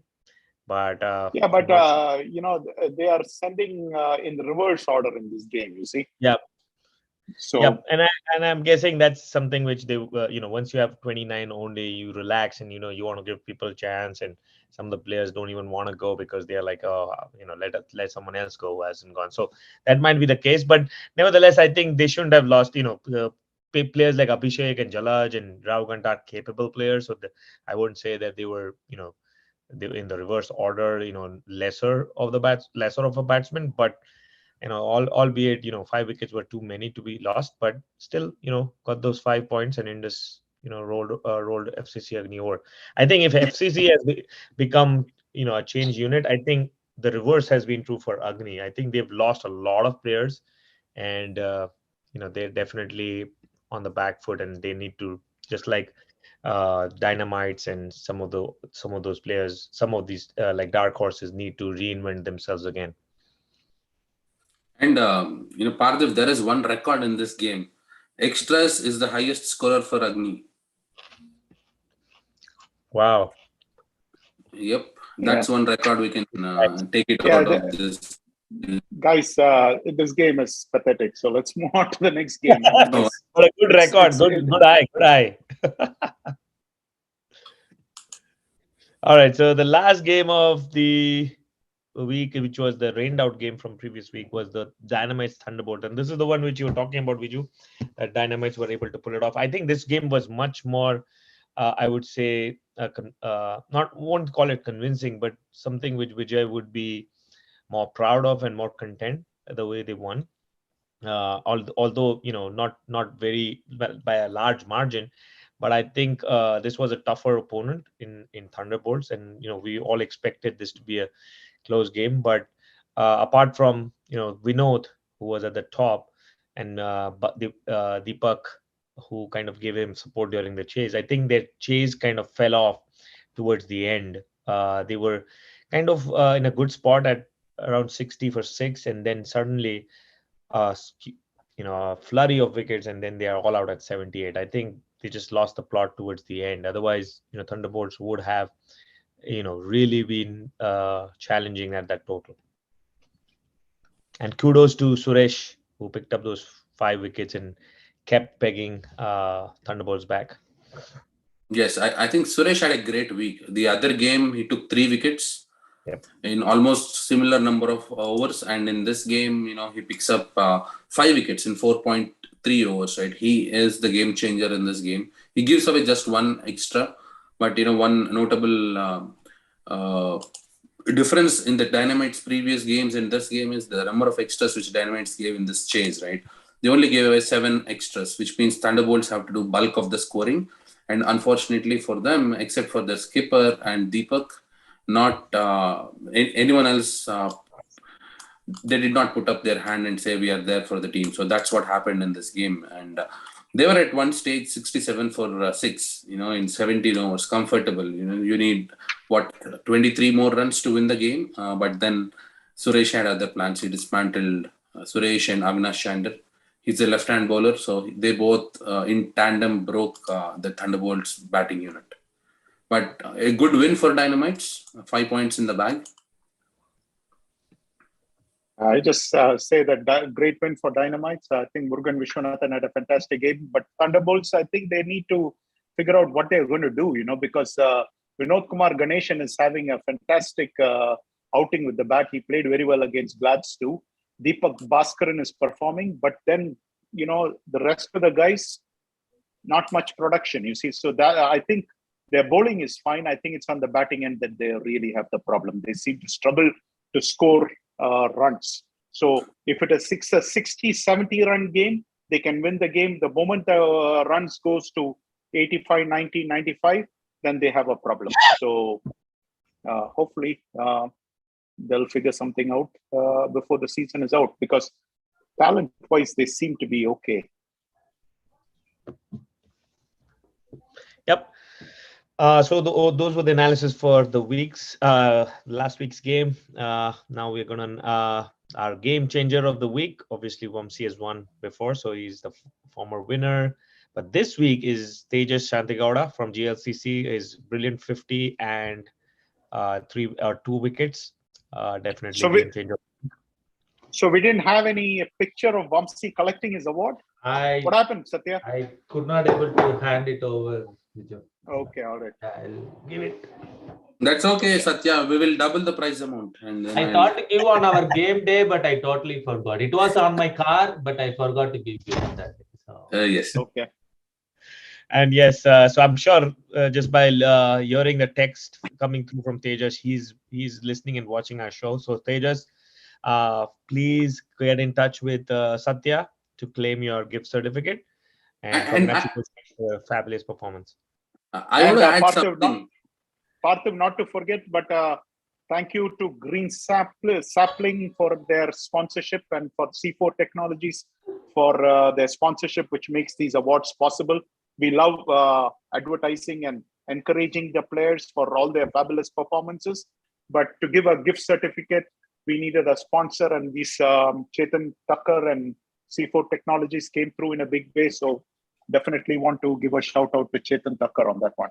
Yeah, thanks, Viju. Last week you recognized me for being the game changer of the week.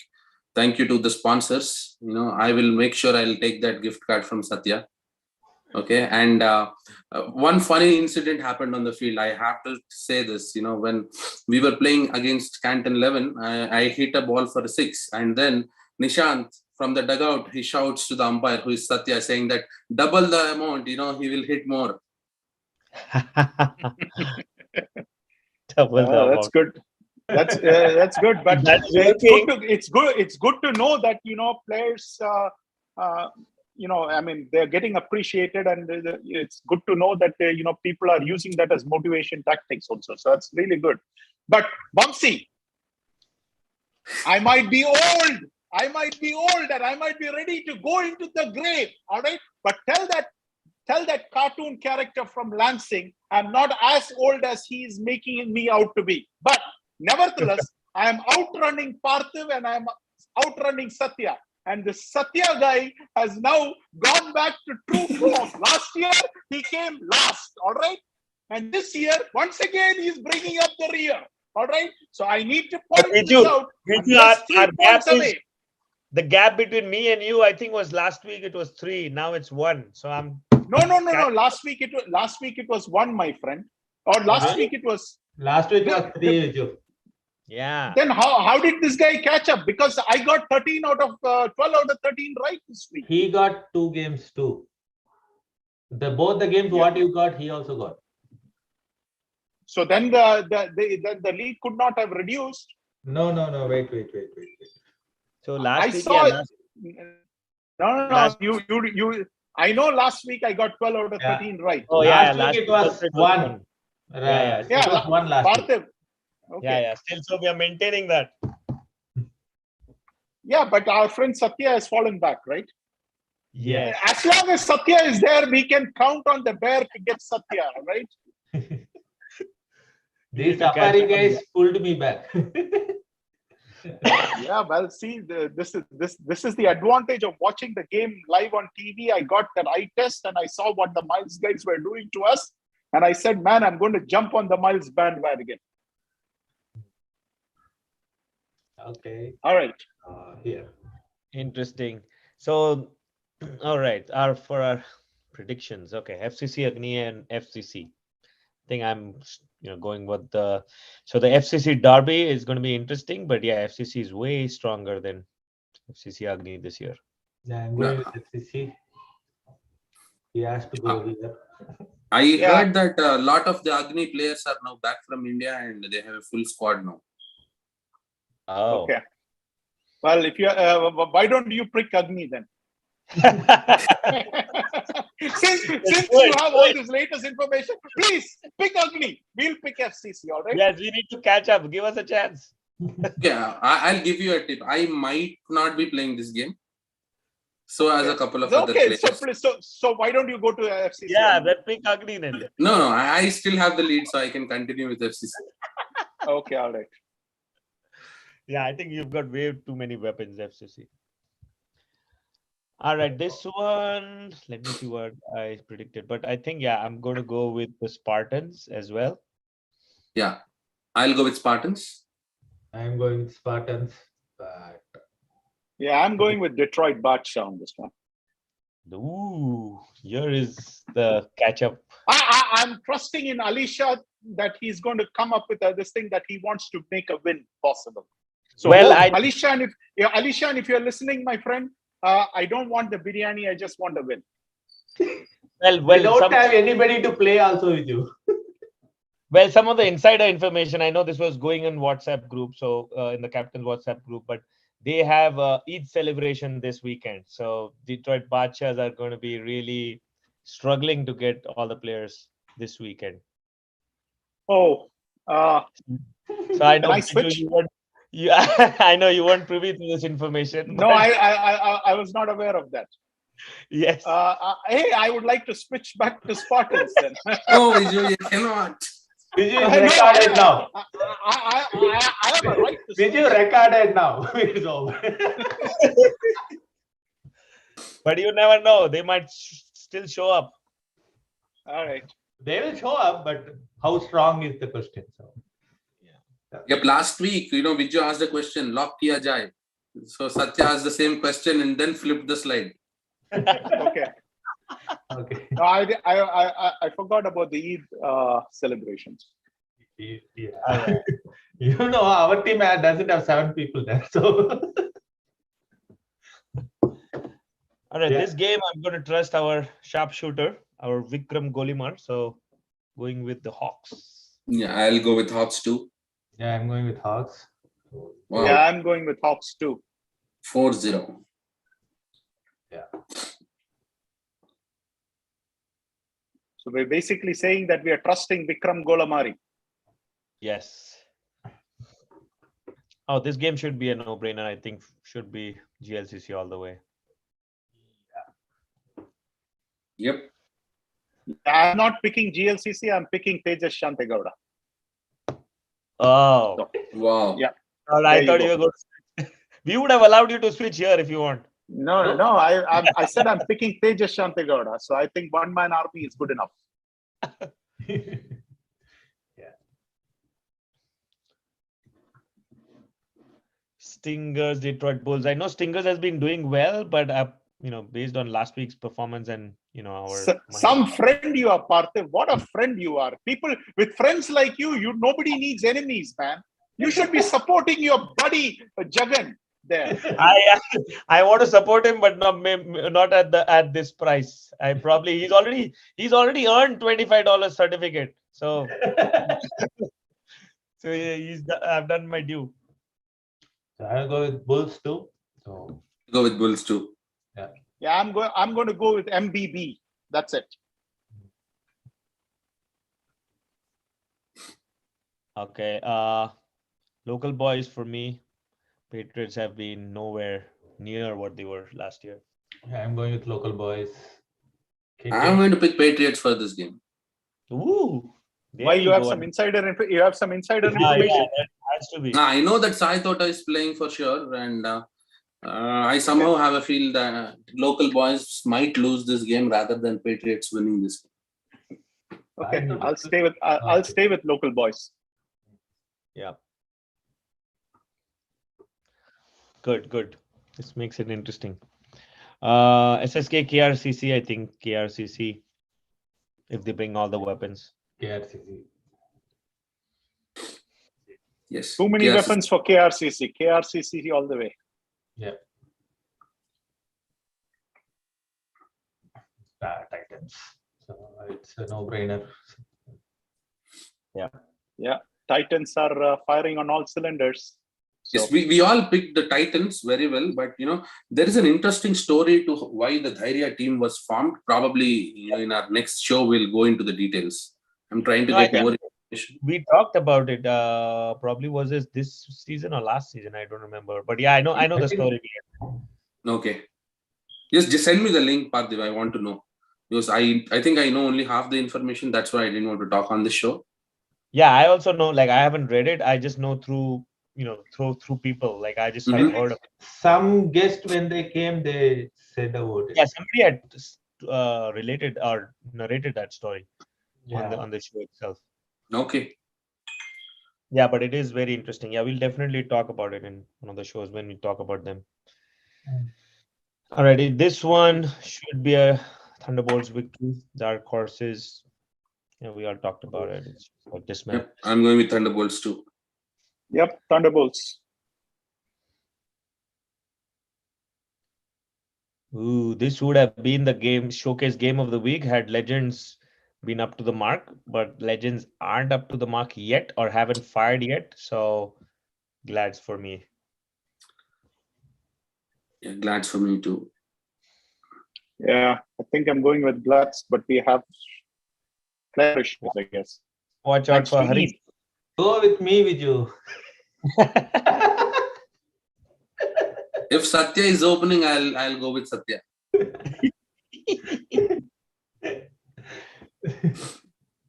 Yeah.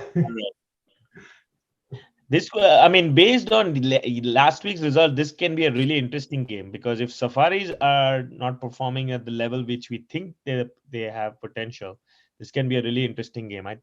But I think I'm going to go with Safaris. Not still on Vijay Shanmugam's ship yet. Yeah, I'll go with Safaris too. I'm going with Safaris too, but yeah, both Aruns, if they can pull back something different, yeah. Yeah, I mean, I agree with you guys. I think this is going to be a closer game than what we initially thought maybe 2 weeks ago or 3 weeks ago, because the last performance from the Safaris was not good. And if the story which our friend KK is saying about Burnout is if there is any truth in that, then that can be a problem because players are hitting a wall kind of a thing. But yeah, right now I'm going to stay with the Safaris. I feel that I rode the Dynamites bandwagon for the last 2 games and I came out ahead. So don't push my luck too much. And that brings us to the showcase game of the week, which is United Raptors and Indus Thunders. And both these teams have played each other so many times that it's going to be a really tough one. So as Viju, you noted down, while I was filling up this Excel sheet, I was in 2 minds. Yeah, you changed it about 5 times. Yes. I saw you type Raptors, then I saw you type Thunders, then I saw you type Raptors, then I saw 5 changes you made. So finally, I have no clue which one. Where are you right now? I think I said I'm going to go with Raptors. As I said, I think I was thinking about it. There were several decision points which I was thinking, in that fast half a minute thought. But eventually, I think I'm going to go with history and how things have unfolded. I think Raptors are really good in the league phase, and I'm going to trust that they are going to continue that. And Thunders are always great in the playoffs. Once they enter playoffs, I think they're great. But I think they do lose a match or two along the way. So I'm hoping that this is the one. I'm going with Thunders. So it was going to be their batting and the bowling, right? So we'll see. It was a seesaw decision for me too. And I been told by Dinesh that he might be out of town this week. Yes. But still, I believe in the Thunders unit. I'll go with Thunders. Yeah, I mean, at this point, it was a seesaw decision, but it's a showcase game of the week. And what better way to finish it off but having a 2-2 tie? So I'm going with Raptors on this one. Nice. Wow. So I picked 3 games with you, which are against your picks this week. So if you manage to win all, and if I manage to lose all, then we would be tied. Yeah, but see, now I don't have that much confidence in my Detroit Badshahs pick. I did not anticipate the Eid. Who knows? There might festivities be a to new come. leader next week. I don't know. I don't feel so confident right now. Realizing, I mean, I was okay with picking them, but I didn't anticipate the Eid festivities coming into thing. Though I should have anticipated it because Taifur had said that Eid was on Saturday, and I forgot all about it. Yeah, I think it was just floated around in the WhatsApp group. So that's why I know that there is a concern. See, Anyways, that is where both Satya and Parthiv have an advantage. I think we have to start them at -3 or -5 for this very reason. Yeah, I mean, no, actually, all of you guys have a significant advantage to me because I don't get to actually watch any of the games. So I depend a lot on I only get all the official information. You, Vamsi, you get all the insider and backstories and stuff like that. So that is more valuable than the official. Nobody really gives out official information, Yeah. which is Because what happens right at the ground, my vice captain Teju has to roam around all the 4 grounds to see where is KK and drag him to the dugout, saying that our game is in this dugout, not at any other dugout. That is really valuable information. That is what makes it really interesting. All right, we have some guests on our show, right? Is that Kiran from Raptors? Yeah. Yes. Hi, Parthiv. Hey, Kiran, how are you? Good. How are you guys doing? Good. Good to see good, you. Karan. Good to see you on the show. Thank you, sir. First time. Thanks Yeah, again. first time. All right. Do you have anyone from the Thunders team joining? Yeah. Srikanth supposed to join. I'm just texting him. So Okay. Well, Parthiv, before this thing, I wanted to say, Kiran, just wanted to shout out and give you this thing that, I told Satya that if we are going to get somebody from Raptors, try for either Kiran or for Pradeep, because last time we had Pradeep Bhatta on the show. And so wanted to give others an opportunity to come on the show and express it and for other people to see it. This is, as you rightly said, this is the first time we are interacting. But I had a lot of respect for you in the way you conducted yourself. I've seen you as a bowler and as a batsman, and it has been eye-opening seeing you batting up the order and play so many valuable knocks. And I still remember one year where you were not picked in the playing 11. Correct me if I'm wrong on that, but you still sat out on the boundary and supported your team. And that made me respect you even more, because a lesser man would not have done that. But it takes a person with a greater respect for the game and having that kind of big vision to be able to do that. So everything which is coming your way, I simply appreciate it and applaud it, because this just today I saw Rafael Nadal play injured and still win the game. He still fought and fought and fought till the very end. And even though I'm a Federer fan, I have the ultimate respect for Nadal, so that very rarely I would say that if Federer doesn't win, I would rather prefer Nadal win than anybody else, because the amount of hard work and the amount of thought which goes in and the sacrifices which he has made, you can't help but root for that kind of a guy. And I feel the same way about you with regards to your cricket. For the sacrifices which you have made, for staying true to yourself and what you bring to this thing. So that's why I told Satya, if you're going to call somebody, and on for Indus Thunders, I did tell Satya that, hey, check with the Indus skipper if we can have Chetan Dushyant on the show. Again, the idea was that we wanted to give him also the appropriate another guy with a lot of respect, which I have. So I just wanted to throw that out before Parthiv starts off with the questions. Yeah, thanks for all the nice words. It's not just that you are saying, but I never saw someone so passionate about this local cricket from thousands of miles away. I told this to some of my friends, but I want to make it official that I really like your passion towards this cricket. You're welcome. Thanks, sir. All right. I think we can get some questions started before the Thunders guys join. So I think I'm going to shoot first, probably. So Kiran, I know we played together. I've been part of Raptors for a year.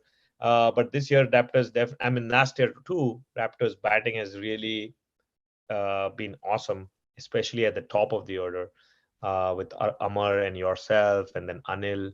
What has been the change? Like, how have you guys tried to approach the game, especially the batting? So I've been playing DCL and for Raptors for the last 5 years. So one change I saw was the mode on the 1, 2, 3 that got changed. The way Amarendra Nuwala he played first 3 years, how he went about the things, he changed it. He wanted to change it. He went on a next level. He picked up his game really well on the leather ball, and then there are a few innings which he played T-ball like a leather ball, which clicked, and that's how he wanted to continue, and that's how it boosted our team. So we are happy with him playing the first pedal, and we are happy with rotating. And yeah, I myself know that I can bat a bit. Uh, I'm No, it's more than a bit. Trust me, it's more than a bit. You're At being least the humble. scorecard say so. Yeah. so yeah, I was last year it was mostly playing the second fiddle to Amarendra, just supporting him, and that went well. Yeah, we've been calling Armendra our Bahubali of the DCL, and he definitely stays true to his name. But another thing which I think is very true is, Raptors definitely, I mean, especially Armendra, plays that brand of cricket which is currently, the talk of the town, which is the baseball cricket. Just go out and win at any cost kind of attitude, and that's been working well. But I think one of the things that we've noticed is several times when the top order doesn't click, yeah, Armendra and you and probably the top three don't click. Raptors kind of batting doesn't click to the 130 or 120. It's kind of struggles to 100 also. So have you guys talked about it and tried to address that? Yeah, definitely. That is a fact. And we want to talk about that in team internally in our discussions. Once Amarendra got out cheaply, we were not looking like a dangerous team coming to the batting. I don't know how many believe in that. We are always a bowling team. We are always comfortable with our bowling lineup. It's not just 1 year, 2 year. It's been like that for last 5 years. I mean, I don't know if that shows up on the paper or does everybody know that always Raptors are very comfortable with our bowling. On odd days we might fail, but we were always struggling in the playoffs, going there to catch the cup. It is always been our batting that's failing. And that is a true. It is true that whenever Amarendra got out cheaply, we were not doing that well. And we had plans for that. We are trying to improve. Let's see how it goes. Okay. And then one other question before I hand it over to the rest of the guys is, I know Pradeep, when he met me before the start of the season, he talked very highly of Gagan, and especially his batting. And I know he's new, but haven't seen much of him really clicking. Has he is it his batting order? Is it this ball? Like what do you think is not working? Oh, he is a top player, man. He is a grade one player. So he has shots all over the ground, and he is another version of Amarendra. I think you guys see him long if he stays in Michigan. That's what I've heard from Pradeep. Yep. He's really good. He's really good. It's not just he has scored runs with some lesser teams, or he scored runs with some really quality bowling. So we are trusting him a lot. I think you will see some big scores with him. I mean, he's tactically also very good. He gives the way he gelled with the team, the way he's taking the losses to the heart, low performance to the heart, and that's kind of very exciting. More than being a good player, the way he's gelled with the Raptors team in very short time is giving us good hopes, and hope he stays with us long and take us to the glory. Yep. So it's a like-to-like replacement. You lost Navpreet Singh, but you got Gagan Singh. I guess you switched the two. Yeah. All right. I'll let Vamsi or Viju have some questions for you. Well, welcome to the show, Kiran. Thanks, It's a Vamsi. pleasure to have you. I Points from didn't know that. Raptors. Yeah, I didn't know that you were joining the show. If not, I would have really had some tough questions for you. But I'm ready. yeah, Kiran, to get started with, right? I think uh, Amar has been having a fantastic, last 2 seasons or so. I've looked at his scorecard. Last year, he had only 2 single-digit scores in the entire season. And even last year, you were scoring a bulk of the runs. You scored more than 200 runs, right? But my question is about the quarterfinal game, which you lost to Pokeries, right? Going through the scorecard, you were the top scorer in that game. You played the longest in that game for your team. But if you dissect what went wrong in last year in this playoff game, and what subsequent steps did you take throughout the off season, right, to make sure that Raptors is much more prepared this year to face such situations? I think this is a continuation of the question what Parthiv has asked. So that is a situation where someone who we are really banking on, he failed, Amar failed, and being the next batsman, I tried my best to play as long as possible. But once I got out and Bota got out, I think it's pressure that caught on our batsmen. It's not that lack of experience or something, but I would say it is lack of execution. And after the 12th over to 21st, 22nd over, we were really, really good with the ball. Again, we lost towards the last 3 overs is where we lost the game. So it's just pressure, and we are trying our best to handle ourselves better, preparing ourselves better. We are trying to change our mindset to keep it the process first and the results next, because our guys are really, really excited because Raptors are playing good cricket for more than like 10-12 years, and trying to not reach there is something that that I see many people talking about.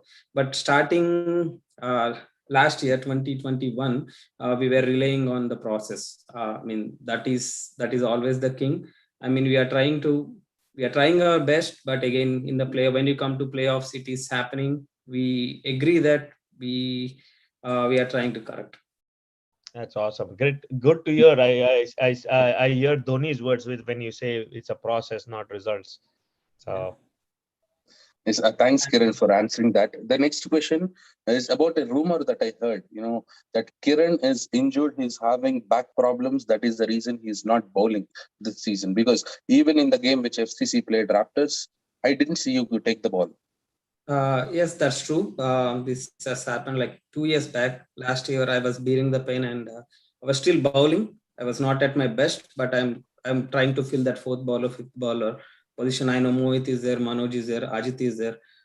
So I tried to play my part as fourth, fifth, or sixth bowler, but my back really needed a rest, is what I feel, and so that is the reason. Because we have 5-6 good bowlers, I'm trying my best not to bowl, and also I lost the rhythm because of lack of game time with the ball. Okay, and they do call my best to get fitter with the back, and once I think I'm ready, I come back. Let's see. Okay, and there is also a comment that Kiran takes the longest run up in Michigan. He runs all the way from the boundary. Might be, yes. Parthiv kept me for like, I think 50, 20 games. Maybe I never counted, but yeah, probably I would say that is partly true. I haven't measured like everyone, but I think definitely Kiran has a long run up. So yeah. But the ball doesn't come that fast. No, we keep commenting that one of us should throw us our Fitbits so that we get those 10,000 per step day goals by the time you're done with this spell. Okay, and final question, Kiran, from me is, which Raptors unit do you believe is the best so far in this last 5 or 6 years? And why? I think last year we were really good. We were cruising till the game we lost in the playoffs. I think there is not even one game that we felt bad. Initially there is one game against UCA. We don't have good bowling. We were just trying part-timers, and that went to the edge of the seat. But we won. We lost a game against Indus, but again, I said we were happy after not just that we lost the game, the way we fought. I mean, I don't know if you remember the scorecards and all. We just scored 55 and made them like 8 wickets down or 9 wickets down for them to win. So we were really happy with first 12 games. The way we went to the playoffs, we are really happy. But what happened in playoffs really disappointed us. I think number 1 will be last year, and number 2 is the star-stuck team, Braj Patel, Parthiv captaining, everybody else in the team that comes second. That goes to second, not first, because like many people spoke, we don't want to deny the fact that yes, this is a completely new team, but did they really gel well is the question, right? I do have that question, so that goes to second. Yeah, I think that's the biggest knock on that team, was that there was no gelling there. Yes, it was a collection of star-studded talent, and that's the game I believe you were sitting outside on the boundary. And I think they made a tactical blunder by not going with the extra bowler there, and they paid the price because Ravi Narala hit that 6, if I'm not mistaken. And once again, Pokhari's was the team which got Raptors out, kind of a thing. But I think there was a team selection issue where, again, you have to balance the team. But that was a star-studded team, but I think gelling is the question.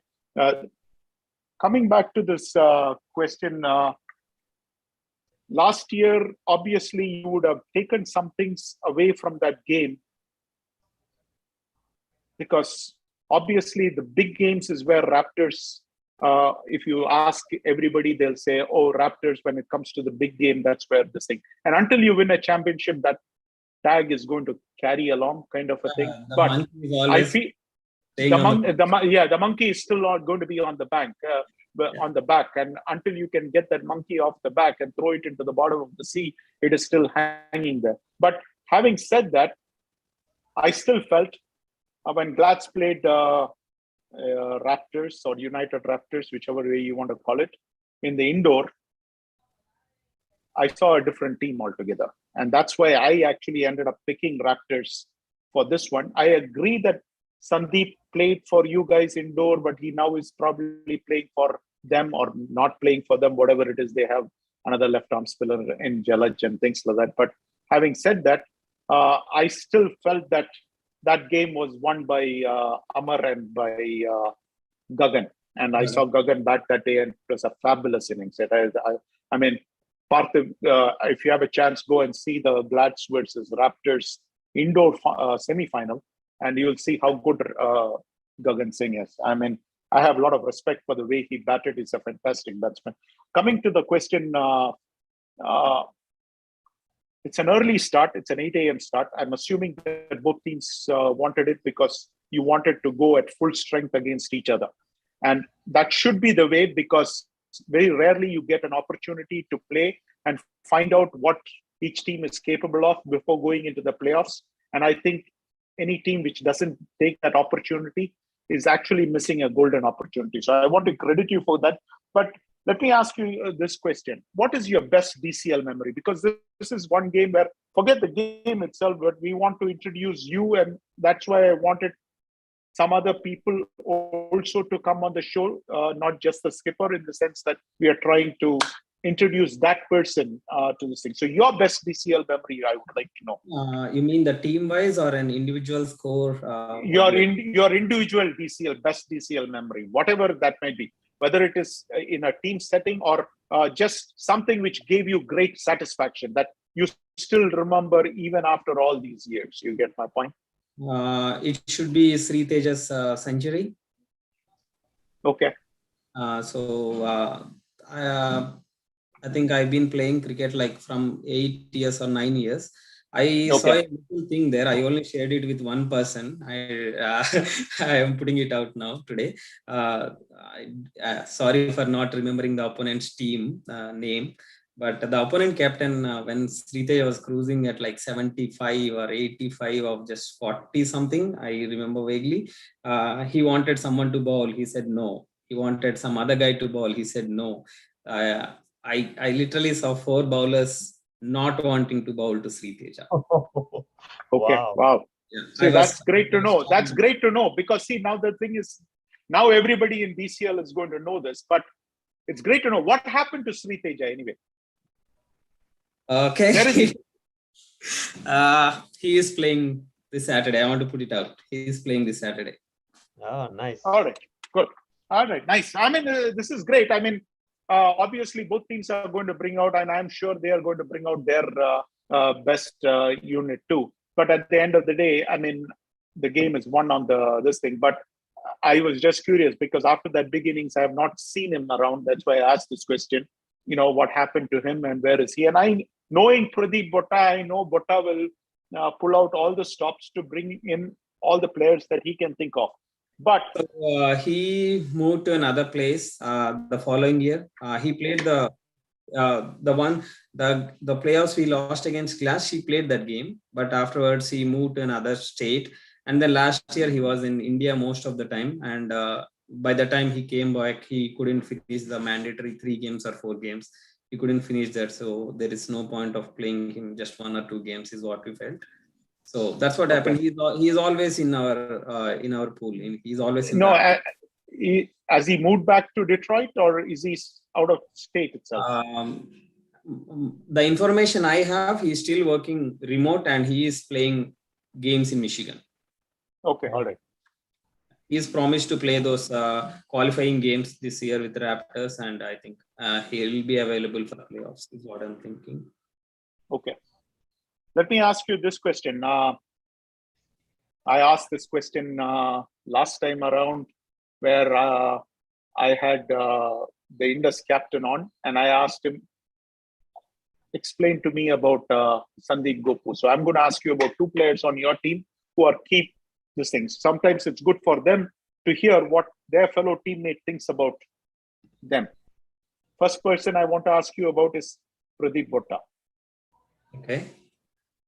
So you want I want you to give your opinion about Pradeep Botta to all of DCL. Man, he's a great man. He's a great team player. So I like the fact that he puts the team always the first. He always puts the team first, and I know you call him with a tagline called Money Player, and yes, he is. Yes, he is. There is a complaint that he plays a little down the order. That is because when we all fail, he stands. So yeah, so he stands up there when we all fail. That is what we. When Amarendra failed. When Amarendra clicked, you don't want Bottas, you don't want Kiran, or you don't want anybody else, right? We are like making cracks making some jokes on the dugout. But when everybody failed, there is one man behind every one, that is Botta. So yeah, he's a great player. He's technically sound. He has good enough T-ball experience. One good thing about this Botta and Pradeep Anjuri is that they know these opponents really well. I mean, some names I never heard of when I used to be the bowler, right? So I don't even know some players. I mean, obviously, you know players from Glads, you know players from Pokeries, you know players from these big teams, right? And they also know players from the small teams, where they are good at, where they are not so good at. Their suggestions are like very correct, and I personally experienced that during my game time. So they say this player is good here, good here, good here. So that is one really good thing about Botta. He knows everybody. Well, there is a reason why I call Botta the money player, because I have seen so many great innings from him time after time, where the game is in a very, very knife's edge, and it can go either way. He has got ice cold water running in his veins, and I've seen so many times where he has made his team win the game. So that's why I called him a money player, and he's a fabulous team player. I appreciate your thoughts, which you had to say. I've been scoreboard or the stats doesn't do him justice. Sometimes his 15s, his 20s are very, very valuable, and that is actually difference between winning and losing on that particular day. His 15s and 20s are my favorites. Yeah. And the next person I wanted to ask you about was Pradeep Anjuru. I hardly know much about Pradeep Anjuru. So please tell me, as well as the rest of DCL, your opinions as an insider about Pradeep Anjuru. I don't know how many know this. He's more experienced than Botta in DCL. Okay, I did not know that. He played DCL. I don't know if Parthiv knew that. Parthiv, did you know that? I knew that. I've heard of his name more than before I heard Botta. So yes. Yeah, he's a lot younger than Botta, but he has more experience in DCL than Botta. Like I said before, he knows each and every player, where they are good at, where they are not so good at. He is a great team coordinator. He takes care of so many things in a team. There are players that come out, play good, score 50s, 60s, go out, enjoy. But he is someone, I think every day he puts some 3 to 4 hours for this DCL or the team. Wow. Cricket. Nice. Yeah, he's my good friend. Botta is my good friend.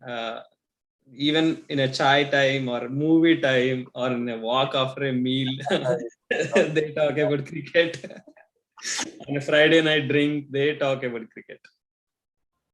I know, I can Great. relate to that. Even when we meet, we all talk about cricket and the wives are like crazy. Are you guys crazy? You guys just talk about cricket all the time. Yeah. Like Pradeep Panjuru is some next level. Okay. My next question is, and I think I know the answer, but still I wanted to ask you on your this thing.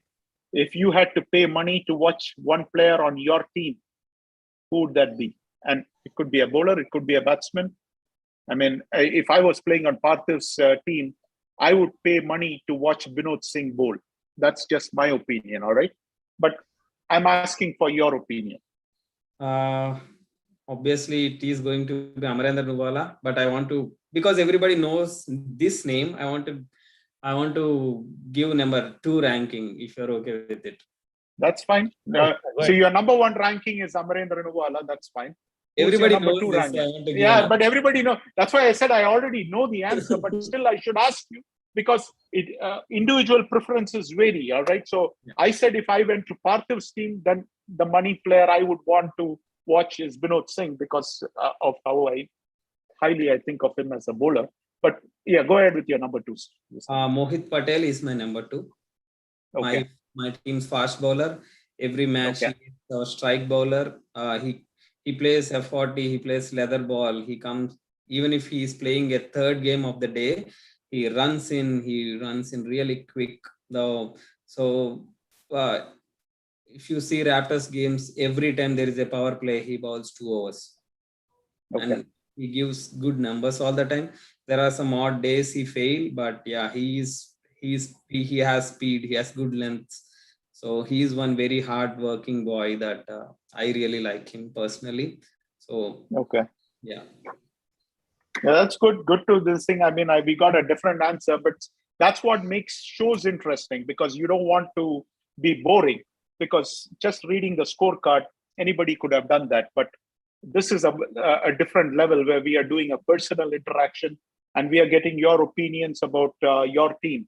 And unfortunately, we couldn't do that with the Indus Thunder's team. I think Satya was unable to get their captain online. But that finishes my questions. So I'm going to yield the session back to Parthiv. Thank you so much for doing this. It was I enjoyed the interaction very much. Thank you, Vijay. Yes, thank you so much, Kiran, for joining us, and love the candid replies and the insider information. Thanks for sharing some of the insider information. One last question I had before we leave. I know Sai, who manages Raptors, or who is the kind of the caretaker. I know he's very superstitious. Was that the reason to change from Raptors to United Raptors? Oh, excellent question, Parthiv, because I also wanted to know, why did it become United Raptors? So we won Indoor Cup, right? The Winter Cup. Right. Yeah. The team name used to be Icebreakers.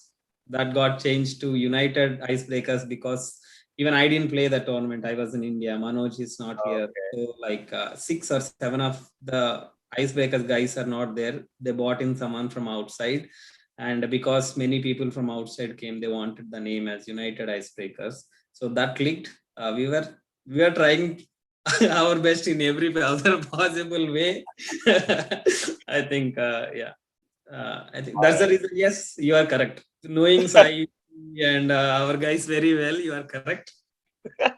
I know he's very superstitious about certain things. I was guessing that would have been one of the reasons. We are trying other things as well. It's not just Yeah, name whatever works, right? You need that extra 1% luck always. Yeah. All right. So I know we are up on time. Thank you again, everyone, for joining the show. We'll be back next week as well. And Vamshi, did you have something? Yes, I was about to ask Kiran. Kiran, now Icebreakers is playing the Michigan Cup, right? Mm-hmm. And you're not part of Icebreakers. Because I've been given 2 points, I'm not bowling. So I thought that would not be good for the team. That would also mention that you had a phenomenal year last year. Yes, that is correct. I'm But wishing you this. Yes, I know wishing you a similar kind of a year this year as well. As we wind up this show. Okay, all good vibes your way and all the very best. Thank No, you. no, Pradeep saving him for next year. He always calculates that 1 or 2 sixers and 150s here and there and everything. Like so, he counts everything. So next year, Kiran is going to be a steal for whoever gets him because you'll get a 2-point player for the price of 1 point. That's why he's not playing DCL, I think. I spoke to Kamal that I got injured. I'm not bowling. So can you please remove my bowling points and give me 1 point? So I would like to play my own team. Okay. But yeah, keeping jokes apart. Yeah, that's the only reason. Okay. Thank you, Kiran. Yeah, but that's a fair answer. So you are like really good to me. Thanks for having me here. It's very warm. Yep, and we are all looking forward to this game between you guys, Raptors and Thunders, and we are evenly split. I don't know if you heard our predictions. We are 2 each. We have two on each side, and I'm voting We'll try our best to get some point to you and Viju. please, by all means, because I need to catch up with these guys. I'm at a significant disadvantage because these guys are all local, so they get all the information. So I'm sitting from 10,000 miles and trying to figure these things out. I'm just hoping that this is the time that finally Raptors puts the ice on Indus Thunders and puts them to rest, kind of a thing. I don't know. I will get a call or a message now for putting that secret out that size is available. No, but I don't know. I mean, I'm not sure. I mean, if I am Gopu, I'm always assuming the worst. That they're going to bring out even probably Sachin Tendulkar there. So I should always assume the worst, kind of a thing, because last time they did say that Pandeti was not playing, but it was a showcase game of the week. But when the showcase game of the week happened, Pandeti did play. You get my point. So I was not surprised or anything like that. Sure, some things changed between Wednesday and Saturday. I understand that. But everybody knows that everybody will do everything possible to make their team as strong as possible going into a showcase game of the week. So, but you guys will be broadcasting this game, right? Yes.